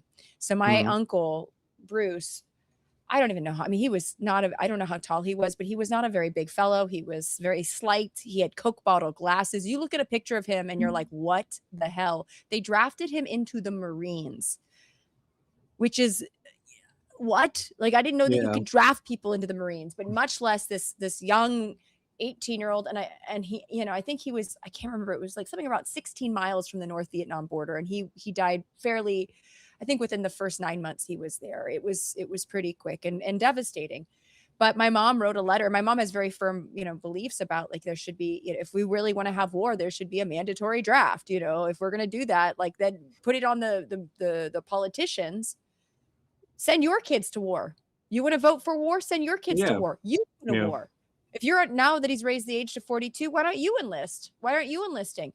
This idea of starting wars with countries where they don't have any skin in the game. Literally, no skin in the game. Not theirs, not their offspring, not their, family, their kinfolk, whatever. That is the sick part about what's happening, I think, in sort of this sort of totalitarian, authoritarian type leaning in our country of one person gets to make a decision. We didn't even have Congress weighing in on striking Iran, without even like imminent danger. And who's the one that has sent their kids to war? When you saw the caskets coming home in the recent weeks from the 6 that were killed when refueling their plane in rural Kentucky, one was in San Francisco. These aren't politicians' kids. These are kids just wanting a good life. And I wouldn't go as far as saying it's like the new slavery. I would say the new slavery, neo-slavery is private prisons, which we're seeing like these ICE detention centers becoming. But it's this idea that we are turning back the clock in such a dangerous way. And it's only affecting those that probably voted for it. Again, voting against their own interest. Yeah. And further, what's really sad about a lot of these countries that we are, very. Sorry, she just keeps moving. The countries I love Danny. Somebody actually wrote, "Hey, Danny." Somebody acknowledged. They're talking about returning. you. Yeah, she's a star. She's a superstar.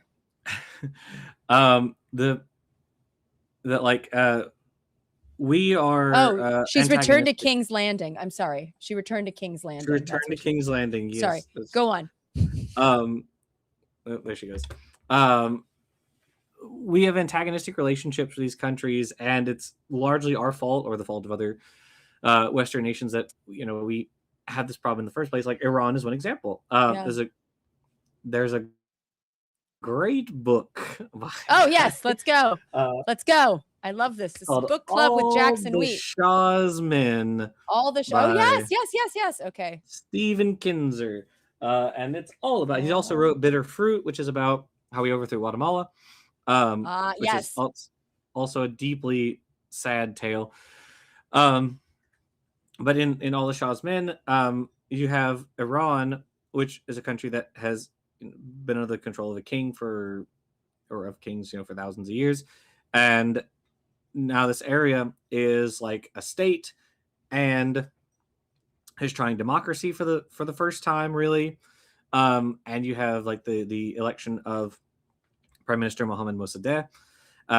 So he gets elected, and then the Shah, confirms him, which was Reza Shah Pahlavi, or Mohammad Reza Shah Pahlavi. And so when he it becomes prime minister, he votes to nationalize the Anglo. It was the Anglo-Persian oil company, but it becomes the Anglo-Iranian oil company at the refinery in Abadan, and the English basically say, "Get bent." Yeah. This is our land that we basically paid nothing for, and we're going to make enormous amounts of money. We're not going to give you anything, and Iran, which was friendly with the U.S. at the time, asks Truman. So Mossadegh does a whole tour. He comes to the U.S. and he talks with President Truman, and he's like, "Hey, can you kind of help us out?" And Truman's like, "Well, I'll try to help mediate." And so under Clement Attlee, the UK doesn't really do anything like super crazy, but both Iran and the UK kind of saber rattling at each other. Then Truman gets replaced with Eisenhower. Attlee gets replaced with the return of Winston Churchill. And Churchill is not going to let some little upstart colonial nation, try to tell us what to do. And so sends in, the Navy. They blockade the ports, so so Iran can't export oil, can't bring in materials that they need. The people are, there's like a famine. They can't get materials in to build things, and whether the U.S. was directly involved under Eisenhower, Kinzer argues it is, although other people argue that we were more of like a supporting role to the British. Either way, we provided the groundwork by which this little fledgling democracy could fall apart very quickly, because you've got a bunch of people who are like, we've had monarchy all this time and things were about as well as they could be. And then we had democracy and suddenly things got worse. So it seems like democracy kind of sucks, And so under those conditions, the we put the Shah back in power, and then he was eventually overthrown by the first Ayatollah Khomeini, and they've been under the rule of this Islamic regime ever since.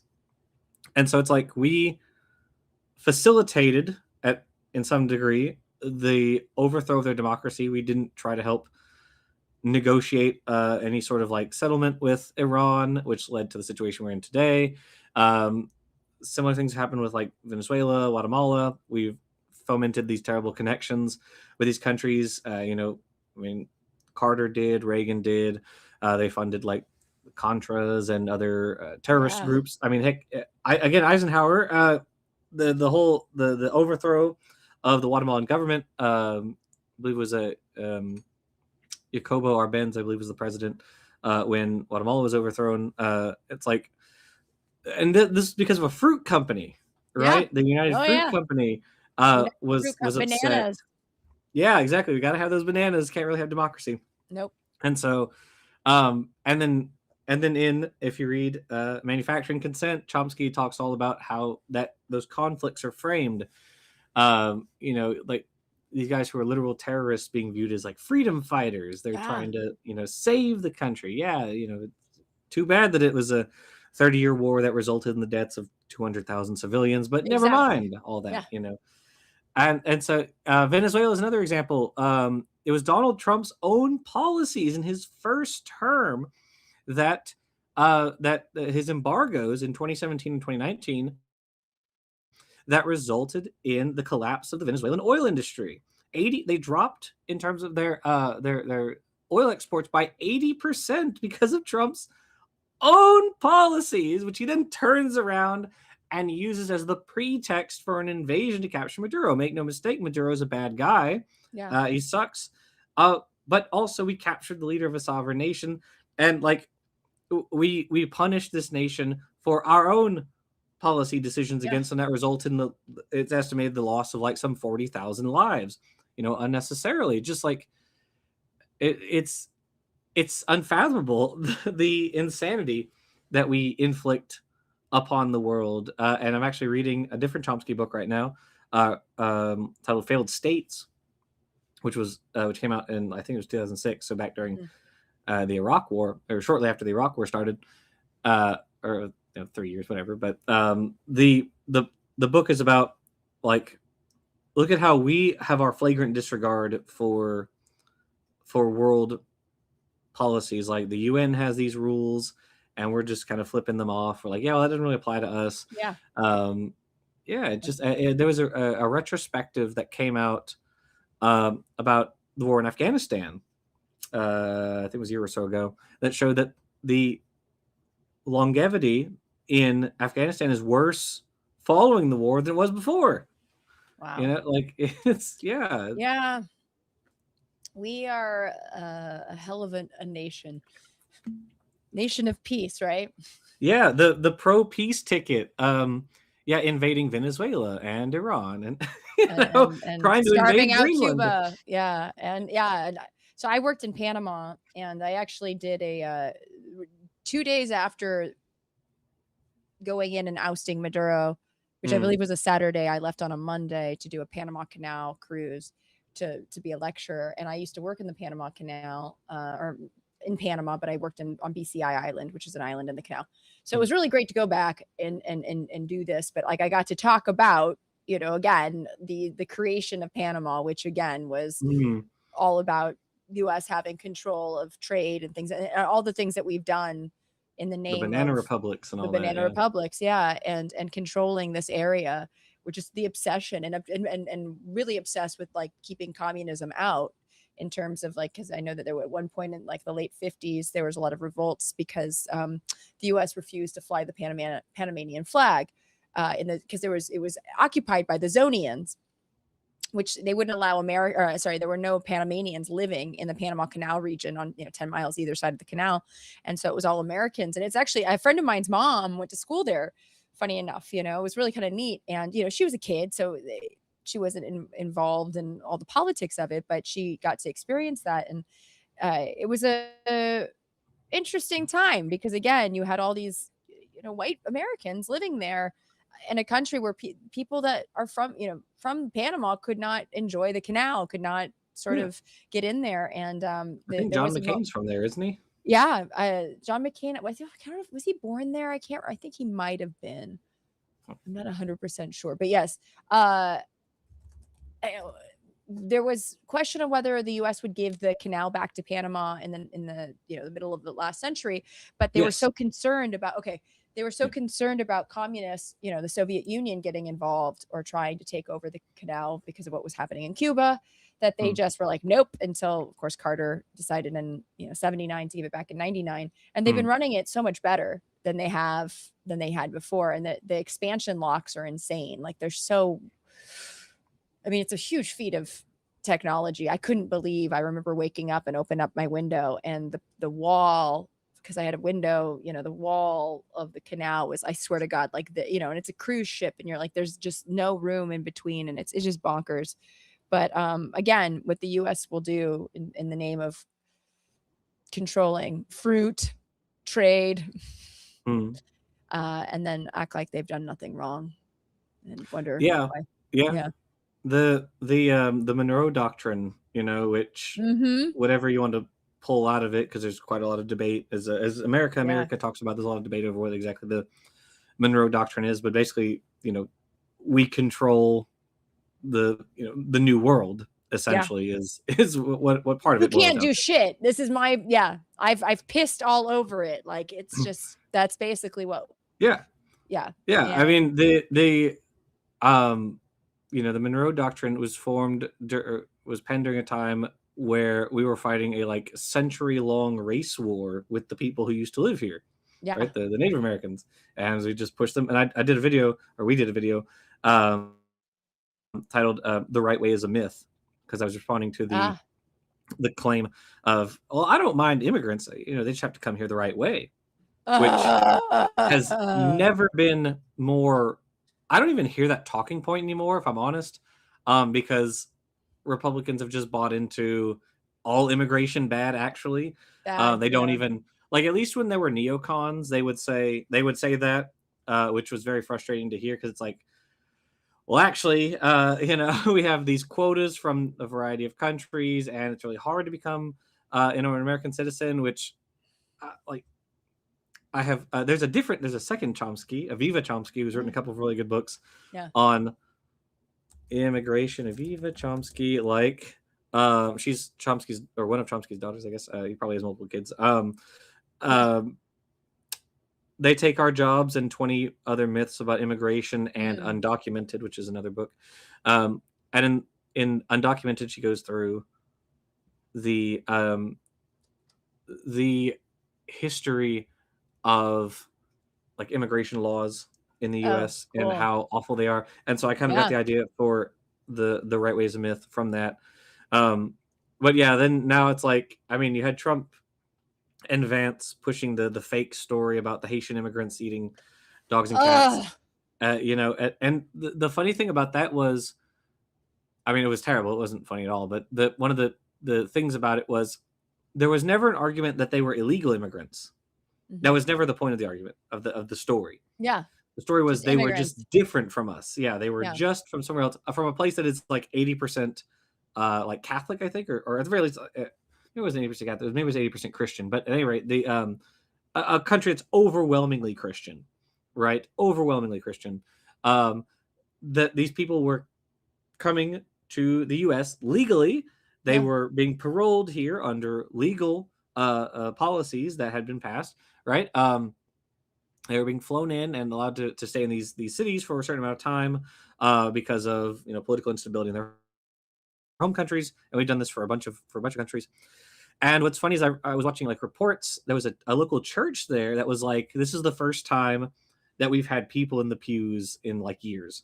This is because of these Haitians who come here. And obviously I'm not a Christian, but it was just heartwarming to watch the local church pastor being there are people in the pews again, or the local one of the cities was organized around just a big factory, and the factory owner's heck, I wish we'd get another 100,000 of them, because they're the best workers we've got in the city. They're not addicted to opioids, and they show up to work on time. They do their work. They go home. Like, yeah, like the town was enriched by these Haitians who lived there. And you can look at, anecdotes from other regions of the country, but like the point was, Trump and Vance ran with this story that was obviously false. And these are the guys who have the ability to get like any information. It's always at their fingertips because they're some of the most powerful men in the world. And they chose to run with the story that was fake.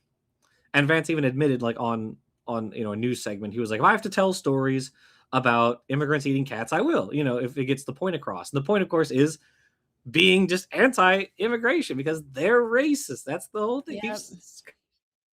Coming back to the racism. Yeah. No, it's really easy for these folks to want to believe the worst of immigrants. And that's the thing is, I don't think it really is about finding a scapegoat and just going full bore after them.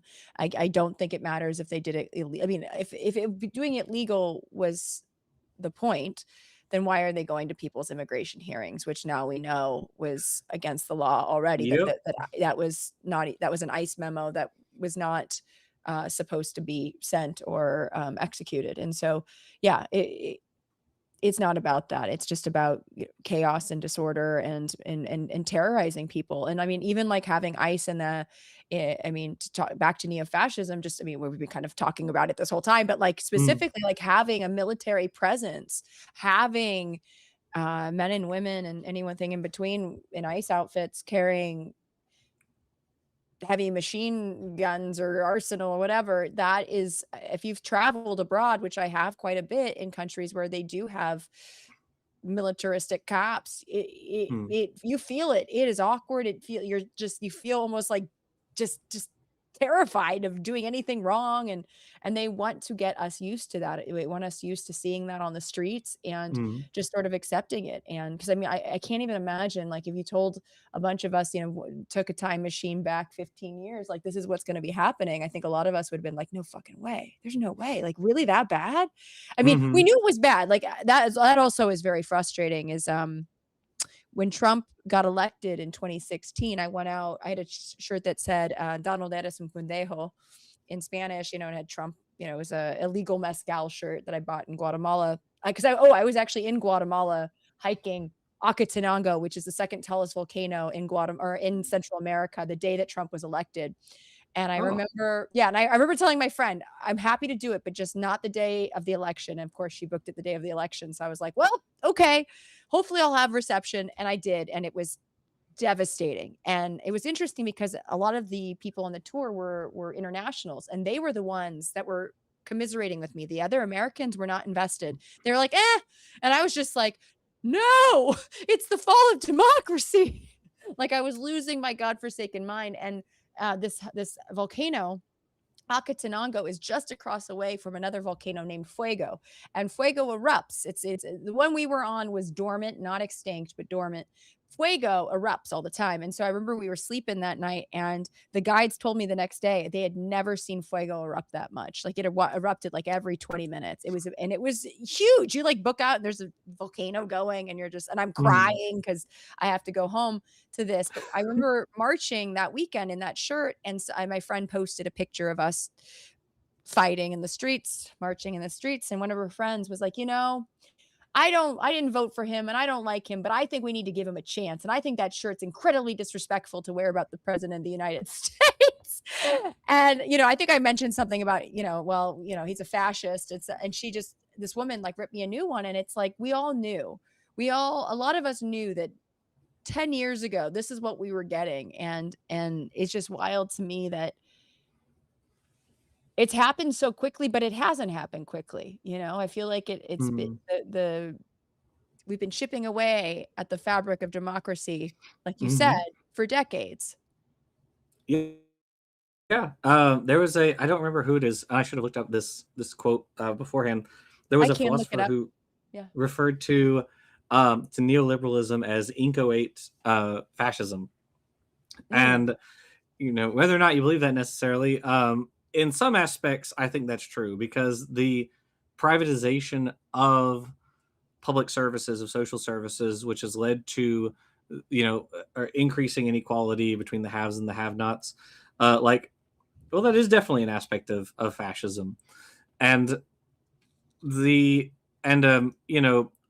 didn't. I'm a little bit of a youngin here, so when I got to college, I really kind of moved. I started moving left once I got to college. I know, shocking, but it wasn't because of any classes I took or people I knew or anything like that. I just finally, it was actually a video in my recommends on YouTube that I watched, which I remember what video it was. It was a Sean video titled "How PragerU Lies to You," and it had been in my recommends for a Oh, while. And I was finally just like, "Yeah, I'll give it a watch. Why not?" I'm aware of what PragerU is, and I was raised conservative, although I wasn't particularly conservative myself. But that video was the first one to put in my head, like, hey, there's a little bit more going on here than what I was taught to believe. And I like read and watched political stuff, kind of on and off. But then within the last 2 years, I've really dug into it, and I'm forming more, I believe, more well-founded opinions on a lot of these things. And I've definitely come around to, like, yeah, fascism is a good word, or fascist is a good word to describe uh, Trump. And I'm thrilled to see that even like center left people and center people are also using fascist a lot more, because it seems like as a group we're all kind of getting on the same page. Like, yeah, no, he is a fascist, yeah. and in some respects, there's always been that aspect of the Republican Party. For instance, you can go back to Nixon. Nixon welcomed actual former members of the Third Reich into the like foreign wing of the Republican Party, like Laszlo Pastor, What? who then, Laszlo Pastor, Oh that guy, dear. who is Okay. from Hungary, who himself also, rubbed elbows with Bulgarian fascists in like the classical, Third Reich fascist sense, not the neo-fascist sense. And so, like, these people were brought into the Republican Party, and in the 80s, you had Phyllis Schlafly, who was a woman who was a very big, kind of like, in a sort of sense, I guess, like the Christy Nome sort of those Mm. days. She was a big spokesperson for conservatism and would, go and do lots of speaking arrangements and things like this, and was very public. And then her son, Andrew Schlafly, is the founder of Conservapedia, the conservative Wikipedia, which is hilarious to Oh read. dear. Oh my If God. you ever like have nothing to do, just read Conservapedia. It's really fun. And Phyllis protested a Holocaust class in Brookline, Massachusetts. This class was called, I think it was called Facing the Holocaust, Oh my gosh. which was apparently very popular. Like, every time it would be voted on, it got very high reviews from other like educators who reviewed the class. It was very popularly voted on by people in the school system, but the class could never get off the ground. The school would never actually like turn it into a class, even though it apparently had worked Yeah. like at other places. And it turns out the reason was a person in the school board who kept like shooting it down was a Phyllis Schlafly, a soldier for Phyllis Schlafly, right? And Schlafly had written about this class and said, well, it doesn't give enough equal time to like Nazis and KKK members to defend their side of the events. And so, since it's so one-sided, it's just a propaganda class, basically. Oh God. It's This is like in the 80s. this This is is like the 80s. it reminds me of Charlottesville. I mean, they're good people Yeah, on either side. The Tiki Torch guys weren't so bad, you yeah, know? I mean, that's so again, great point. It's been coming along. This has just been how the hell? yeah. Oh, These groups have always been around. yeah. They were quieter for the most part. That's certainly Yeah. true, because in there was an article I read. We talked about. I did a video, or we did a video titled "Asymmetric Propaganda," and we talked about this paper And in that video, we discussed how propaganda differs in spreading through like liberal media versus in spreading through conservative media. And it's way easier to spread misinformation through conservative media than it is through liberal media. And like these, there's just lots of examples like that. The point of institutions is that institutions exist, like the Department of Education, EPA, all these groups, CDC, whatever. They exist to give us the facts about how to deal with issues in the real world. Yeah. Right. The job of institutions is to debate, is not to debate if there are facts that we can glean, but they've been all ideologically captured by Trump. He staffed them with, personal cohorts and cronies. And so now they debate, well, are there even facts that we can have? The EPA says that they can't measure the social cost of carbon because there are uncertainties associated with it. Well, that's true of literally any study ever done. Yeah. There's always going to be uncertainties. That doesn't mean you say, well, guess we can't study it, which is also what Trump did with the national or the federal hunger report. I mean, if we can't count hungry kids, they just don't exist, right?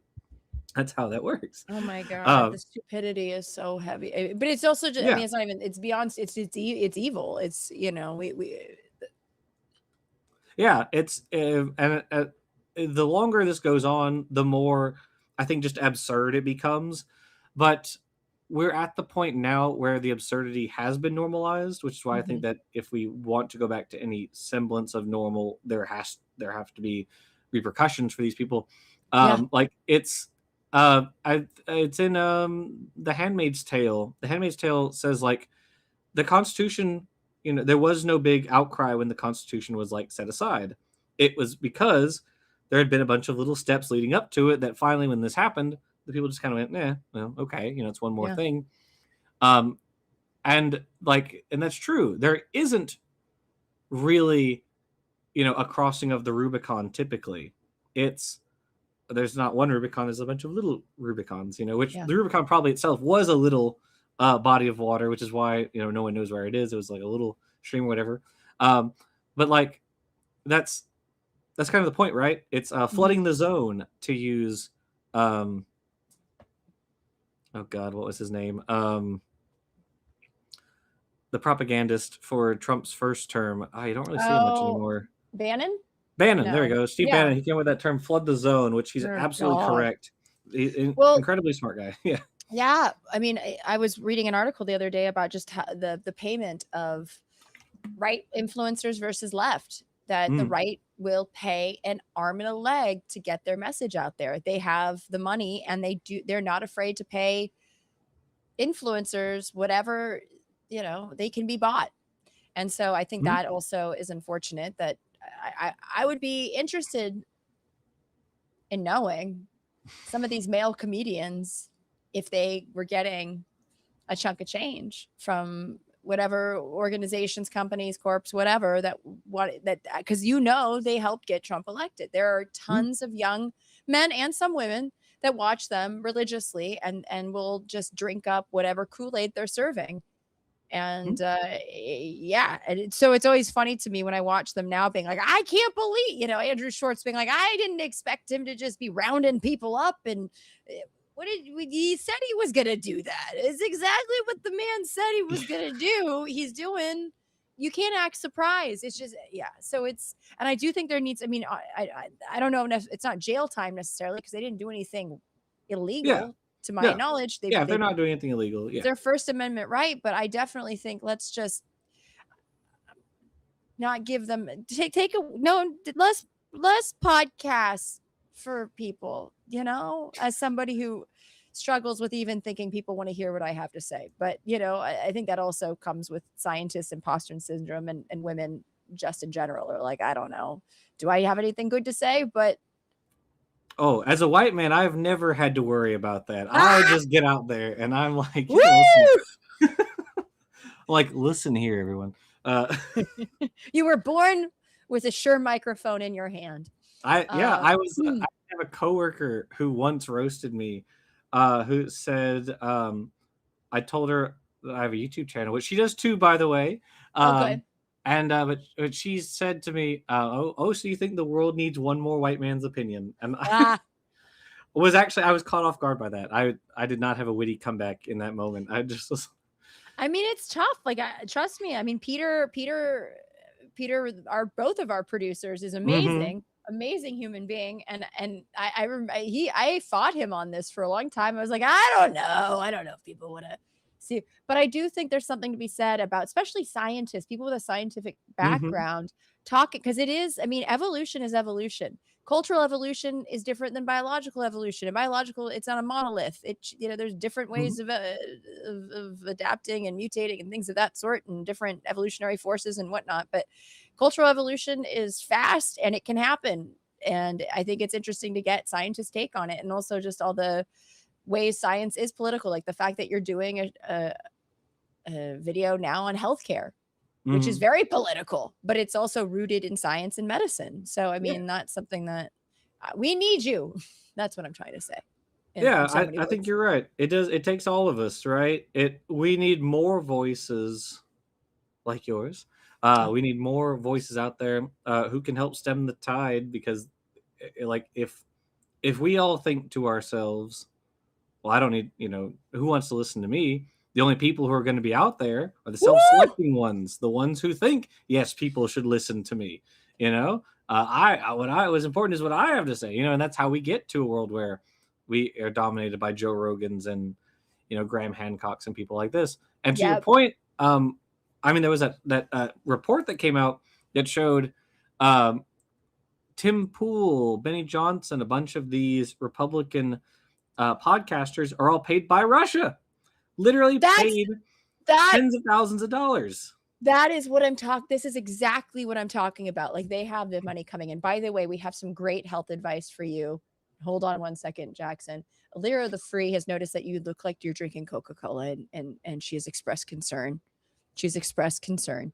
And she Oh, just you can said, express all the concern you want. I know, in a very sweet way. Where is it? Where did you say? Jackson, instead of drinking Coke, chill your tea made from hibiscus, mint, dry or fresh, and lemon juice in a glass bottle overnight and drink that. It's good for you. That sounds delicious. I do like That's tea that has hibiscus in it. That's true. I do that's like that. this actually is my class is super dirty, but it's one of those. I'm terrible. I don't like the taste of water. I know it's weird. It's bad. It's like I Hey, shouldn't be alive. 100%. I understand. I get it.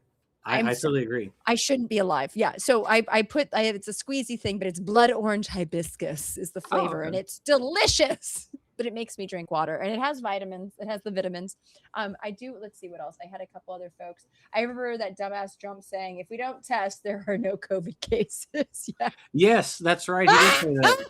Put your Yeah. head in the sand and it's all fine. And if you drink bleach, you can disinfect your insides. That was the thing he said. Absolutely. No, that Yeah. was I mean, I was already drinking bleach, so it just sort of validated my choices. No. I know. Explain. So I lived in New York during COVID, and my best friends were all ER doctors that met at the CDC and moved to New York together. So let me just tell you, the shit that I was hearing, it was insane, and I felt so bad because my best friend is an ER pediatrician, and she was seeing patients up to 30 because the adult doctors were underwater, Yeah, right. but people accusing them of making up results, saying that it was fake. It just broke their hearts, and here they are watching patient after patient die, and it's like, oh my God. Let's see. Crazy amounts of money too. I heard they were getting 6 figures a month. Yes, that's what. Yeah, Wow. I That's said tens of thousands. Yeah, it's like hundreds of thousands of dollars. Yes. That's what they were saying about Yeah, physicians. Tim Pool, Benny Johnson, was Lauren. Oh wait, oh, this is the podcasters. Oh, sorry. Yeah. Yes. Yeah, they're making. That's ludicrous. insane. And they apparently, so Benny, or not Benny Johnson, sorry, Tim Pool's response was like, it was something to the effect of like, well, I don't check where all of the money comes from. Blah, blah. It's like you're making hundreds of thousands of dollars a year. You never thought to inquire where the money came from, like ever? Really? These people, I am such, and this is the problem. I feel like people on the left, I know we really are. I'm not trying, I don't want to sound self-righteous or anything, but like if I don't feel like the source is good, I walk away. Like I've been offered, like sponsorships or deals, like little Mhm. guys, little tiny things, like make a video for this nootropic Yeah. supplement. And I was like, well, I don't take it, so I don't feel, you know what I mean? And I was like, I don't know, yeah. But I could never, I could never just like throw away all my integrity and I don't know. Oh, Peter and I have joked about that Yeah, before. We're like, I man, if should. only we could make it as like a mega church pastor, then I'd be set for life. Seriously. No.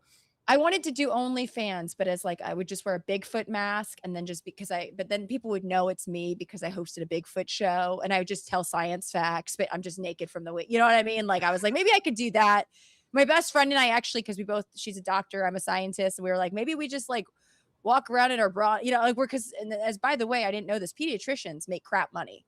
Like adult doctors make good money. Pediatricians do not. I was like, but Really? you're specialized. And she's like, nope, they do not make regular ER docs make bank.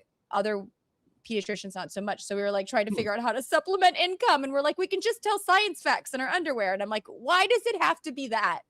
Or I could just be a right-wing influencer and make $100,000 a month. I mean, Yeah. what would storm the castle, storm the Capitol? Why not? Let's do it.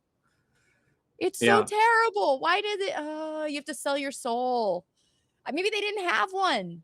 No, I think Benny Johnson never had one because Nah. he is a character who went up to the USAID building in DC and filmed and was like, "Look, I can't believe it's actually closed." Of course, this is an organization or a department that provided antiretrovirals to people dying of HIV and AIDS in Africa, and he's celebrating that money's no longer going. Kids to are dying. Those programs. Yeah, that parents are dying.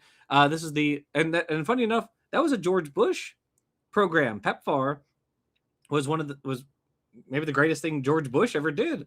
Was this program for antiretrovirals in like Uganda, Mozambique, and South Africa, and that cut down on orphanhood due to your parents dying of HIV by like, it was like a tremendous percent, like over 50%, something like that. It was an enormous number of people who are still alive because of PEPFAR, and then Trump killed that program, right? It got cut, and I've mentioned it in a couple of videos, just because it's such a ludicrously evil thing to do that comprised less than 1% of our budget.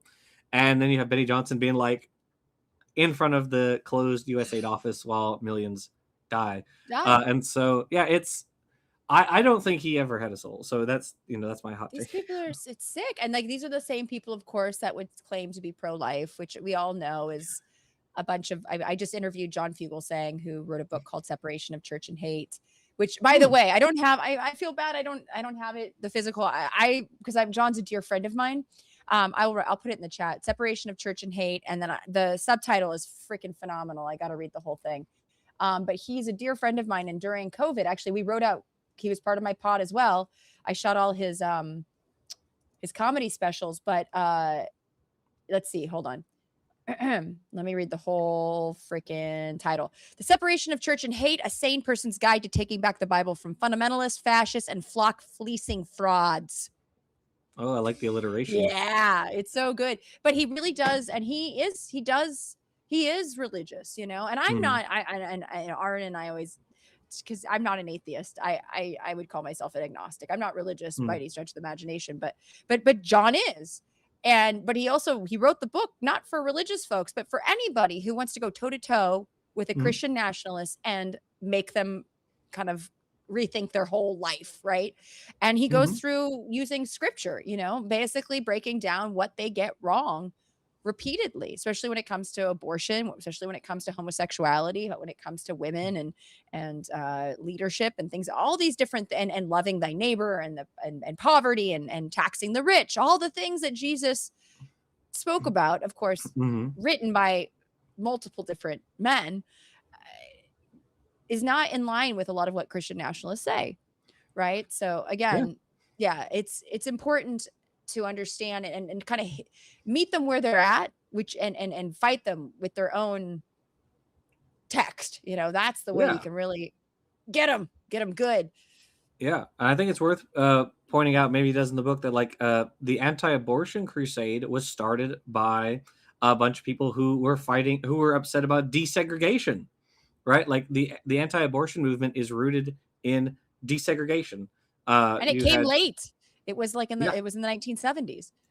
Yeah, exactly. So like Paul Weyrick, who's one of the founders of the Heritage Foundation, and Jerry Falwell and Bob Jones, these guys were all like, we can't use desegregation fighting against desegregation anymore to draw conservatives together. It was kind of falling apart because, like, I mean, you had Brown v. Board of Education, you had the Civil Rights Act, and like you had the and then under Nixon, I believe it was, you had Green versus Connolly, which stripped colleges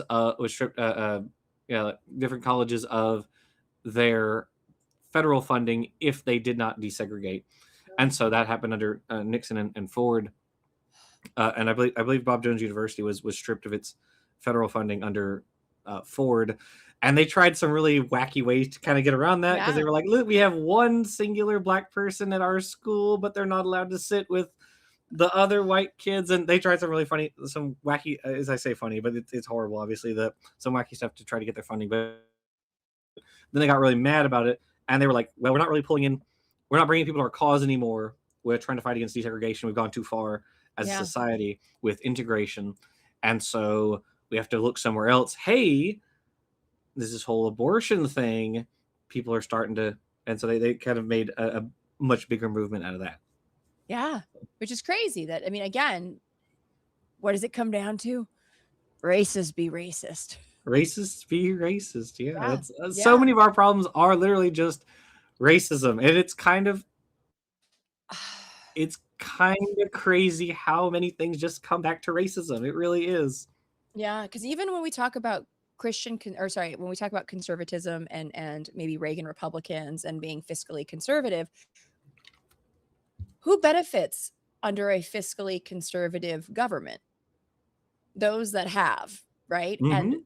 And let's be real, we're dealing with a country that has not had equal footing ever, right? So it really does not promote any sort of equity at all. And so again, you can call yourself fiscally conservative, but liberally or socially liberal. You're not, though, because those programs you need to have programs that benefit those that have been disenfranchised since the second they were born, right? And have been disenfranchised since the beginnings of this country. So there's no such thing as somebody who is fiscally conservative, socially liberal, really, if you want to get down to it. And so that's, again, I think, a huge misconception. And I know a lot of people that would identify that way. I've talked to you for so long. I feel bad because I realized I didn't ask you if you had like a hard out. And if Danny needs your services, I know that Daenerys, she might be begging for, let me see, I'm just checking. That's fine. We can wrap it up. I did want to say on that note, what's funny about it is, so we did a video titled "Liberals Are Better for the Economy." We went through a paper written in 2016 by a couple of economists whose names I'm blanking on right now, but they showed that Democrat presidents for the last basically a century at this point, going all the way, so you can go back to like Hoover, who was a Republican, but since the Great Depression, there's been greater GDP growth under Democrats than under Republicans. So I don't know, and I don't know how, I don't know why the idea of Republicans are more fiscally responsible came from, because it's not true at a federal level. Democrats have been better on the deficit and on the debt. The last person who balanced the budget was a Democrat, as Bill Clinton. You had lower, like, since Reagan. I'm not sure. I have to look at Biden, but I wouldn't be surprised if Biden didn't need it. But like, there was from like Reagan to Trump 1, every Republican had worse deficits when they left than when they entered. Every Democrat had lower deficits at the end of when they entered. Like, I don't know how these where this idea came from that Right. Republicans are more fiscally responsible. So we did that one. We did a critique of both sidesism, which was about how liberals are better on social policy just across the board. We did a video titled "The War on Science," where we talked about the ways in which science is under attack by industries, religion, the media. Asymmetric propaganda is a discussion of how propaganda propagates more easily on the right. And then, of course, we've done a bunch of videos like downplaying extremism, neo-fascism, fascism is here, which are all about how the right is worse for like public policies and in their actions. And then the video I'm working on today, which I may get out today, I may not. I've got friends coming over in a bit. So the destruction of American healthcare. That video is going to be about how liberals are better on healthcare policies compared to conservatives. So the sort of, the mile high view of all these issues is that if you want a better country, going Republican and going MAGA especially is not the way to go. It's better for the economy. It's better for human health, better for the progression of science and the arts if we have liberals and progressives in power rather than conservatives. I agree. And also I vote more women in, more scientists in, people that don't fit a gender binary. There have been stats about no world war has been started by a woman. Last I checked. I study primates, so I always think of bonobos and bonobo justice. That's fair. Yeah. They actually just reported the very first bonobo murder last October, and it was because a male was being trying to grab an infant, kept trying to hurt a kid. And it was like, interesting. Holding males accountable for hurting children. What a novel idea. But also, like what you mentioned, I'd like to point out Hammurabi forgave debt 4 different times in his 40-year reign. And it jump-started the economy. This idea of forgiving student debt, killing the economy, and like, I don't want to pay for somebody else's education. It's like, you want to jumpstart the economy, you destroy their debt. That's going to jumpstart the economy. So yeah, I want to see this video. So I don't want to keep too much of your time. I'm going to see if anyone, let's see, have a good They have any rest. questions for me? Oh yeah, bye Alira. I don't have any right now. Let's see. Any questions that you see in the chat, Peter? I don't think. They hate James Tallarico because he's religious but doesn't spew their bullshit. Exactly. Yeah. That's true. They do. Yeah. I've been seeing a bit of his stuff, and he seems interesting. So we'll see how he progresses. Yeah. Fingers crossed. Let's see. We need to stop electing stupid rich people into government offices. Hear. Well, our country is heavily bombarded with propaganda, so we can't expect much truth from politicians across the board, especially conservatives. That's true, IZA Gray. That is very true. Yeah. Heavily bombarded with propaganda, so we can't expect much truth from politicians across the board, especially conservatives. Yeah.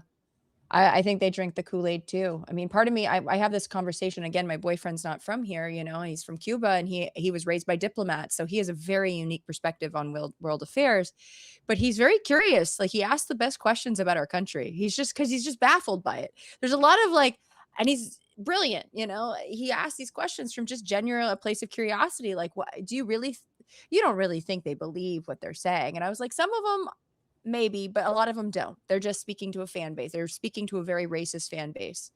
They are smart. They are gaming the system. Do you think leftists need a separate party from the Democrats? Well, for historical reasons, I don't think that's a good idea.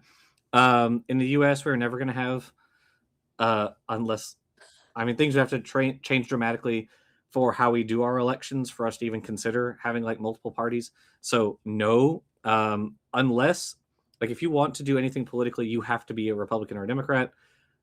If you are no, I'm going to be the taxes are too darn high party, or the Tea Party, or whatever, or the Socialist Party, they just get absorbed by the two-party system eventually. If you want to win anywhere, you have to. There are you can read about the populist party in the U.S. in the 18 Yeah, 1880s. It is. Yeah, and you can look at like they did well in some places, but again we have like a majoritarian system, and so despite the fact that in some places they did very well, um, like and again racism was one of the things that helped to blow up that party, unfortunately. But yeah, you kind of have to do one or the other. It's a duopoly system, so It is not the best. I wish we had multi-parties. I mean, you had a ranking system, that would be great. One yeah. last thing I was going to say, I love that IZA Gray, fiscally conservative should call themselves fickly conservative. Yes. Yes, I'm That's here. I'm fair. here for that. Do you have any place that people can find you, look for you? Because I want you to get back to your video. So I don't want to eat up. I feel Like, like get back to work, Jackson. get back to work. What are you doing over here talking all that? Yeah. Oh, good. I'm going to go for it. Thank you, Peter, for putting it in the chat. Yeah, you can find me at Jackson Wheat, which is my YouTube channel. All over the socials. Like I'm on Twitter, I'm on Blue Sky. People don't really interact with me that much on Blue Sky. It's but I'm on Twitter, unfortunately, still. And I mean that's really those are the major places. And then as you mentioned at the start, RJ and I are working on Rocks Volume 2. We're not far from the end of that. So it's coming. But yeah. Yay. And I always ask, what is the filthiest thing you've done in the name of science? And it could be any type of thing that's kind of gross or silly or weird or what, Well, I guess I suppose it'd probably be one of like the animal dissections I've done. I guess. Ooh. As a person who my background's in zoology, so dissected a lot of animals. So probably have to be one of those. Yeah. Yeah. Okay. That's good. That's a good one. There's a lot of icky that can come into that. But and I don't know if you can answer this quickly, but what's the best way to combat neo-fascism? Well, pulls down whiteboard. Be curious. Be humble in your knowledge. And be empathetic. I love that. I think that's perfect. Well, thank you so much for being here. And we'll have to do this again. We'll have to. I'm gonna just have you come on and talk about dinosaurs. This was a heavy one, so I know this was Dinosaurs like is fun. I feel like or whatever you want. Like I mean, but I feel like I wanted to have you. I love hearing scientists take on things that are historical because I think it's especially those that study and teach about evolution because I think that you have a unique perspective. So thank you for sharing it with us. Well, I appreciate it. I don't know if my perspective's unique, but I appreciate it. I like it. I'm into it. And you gave us tons of great books. So honestly, we could have like the Jackson Wheat book club. Honestly, seriously, have you thought about it? You Set up in should. front of my my bookshelf. You should. Well, mine is over there. I used to do like a book club, like on TikTok. I do TikTok lives and just show like which books I love. You could totally do that. Honestly. Yeah. Well, thank you so much, Jackson Wheat. People of the internet, please give him a huge round of applause. And thank you to my producer, Peter DeTucker, who keeps this show running, the tight ship. And if you like the show, please like it, subscribe it, share it with your friends, families, frenemies, fuck buddies, you name it. Pet flying squirrels. Why don't you have a flying squirrel anyways? I don't know. But I just want to let folks know also I might be launching another trip to the Galapagos. So if you're interested, you can find the link in my little bio. Put yourself on the wait list. That will probably kick in whether or not I have a follow-up trip. It might be to the Galapagos, but I might do someplace else. So you can also put in the comments where you'd like to go. Africa, Namibia, South Africa, I think are the other two options. So all this to say, screw fascism, and let's keep on fighting the good fight. And until next time, stay filthy, and let's thank those patrons. Okay, roll them, Peter. Okay, Claude Allen, Daniel Wynn, Tom, Skullbeard, Tori Yates Orr, Redding Maley, Dana Logan, Michael Z. Weinstock, David Leitner, Dr. James Hudspeth, Jen Beverstock, Scott Froschauer, that means frog beater, JSB, Jeff Cohen, PJ Shapiro, Samantha Paradis, also an anthropologist, Andrea Bloom, Dr. Jonathan Marks, Dr. Aisha Khan, Carrie Dorr, a primatologist, Raphael, Alira the Free. Thank you so much, folks. Oh, wait. Peter Sage 5150 says, much better than Jackson with Johnson. Wait, no, with Jackson. Okay, I like that. Jackson with Jackson would be like a Andrew Jackson or a Reagan and Jackson. It's a show I do on Dapper Dinosaurs channel. Damn it, I should know that. I feel like a fool. Well, Peter Sage 5157, thank you for schooling me. But I'm glad you like it better than Jackson with Jackson. I mean, I think Jackson and Jackson is great. I'm going to stop talking. I love you all. Until next time, stay. Oh, yeah. I should probably say, I'm traveling for the next month. I'm going to the birthplace of democracy. I'm going to Greece. Yeah, I know. I buried the lead. I'm going to Greece, and then I'm going to Turkey to work. I'm a lecturer on a cruise. I'm going to go hang out with some cats at the Acropolis. That's what I'm going to be doing. But then I'm going to a Panama Canal cruise, Panama, Aruba, Costa Rica, and Mexico. So I'll hopefully be making content during that time. But if I don't have the best Wi-Fi, I might not be able to do a live like this. So I might be doing premieres of some of my lectures, one of which is about bonobos and bonobo bisexuality and female dominance and what it says about humans. Also some about the Maya and Maya civilization. So yeah, please tune in. And until next time, stay super filthy. Okay, bye.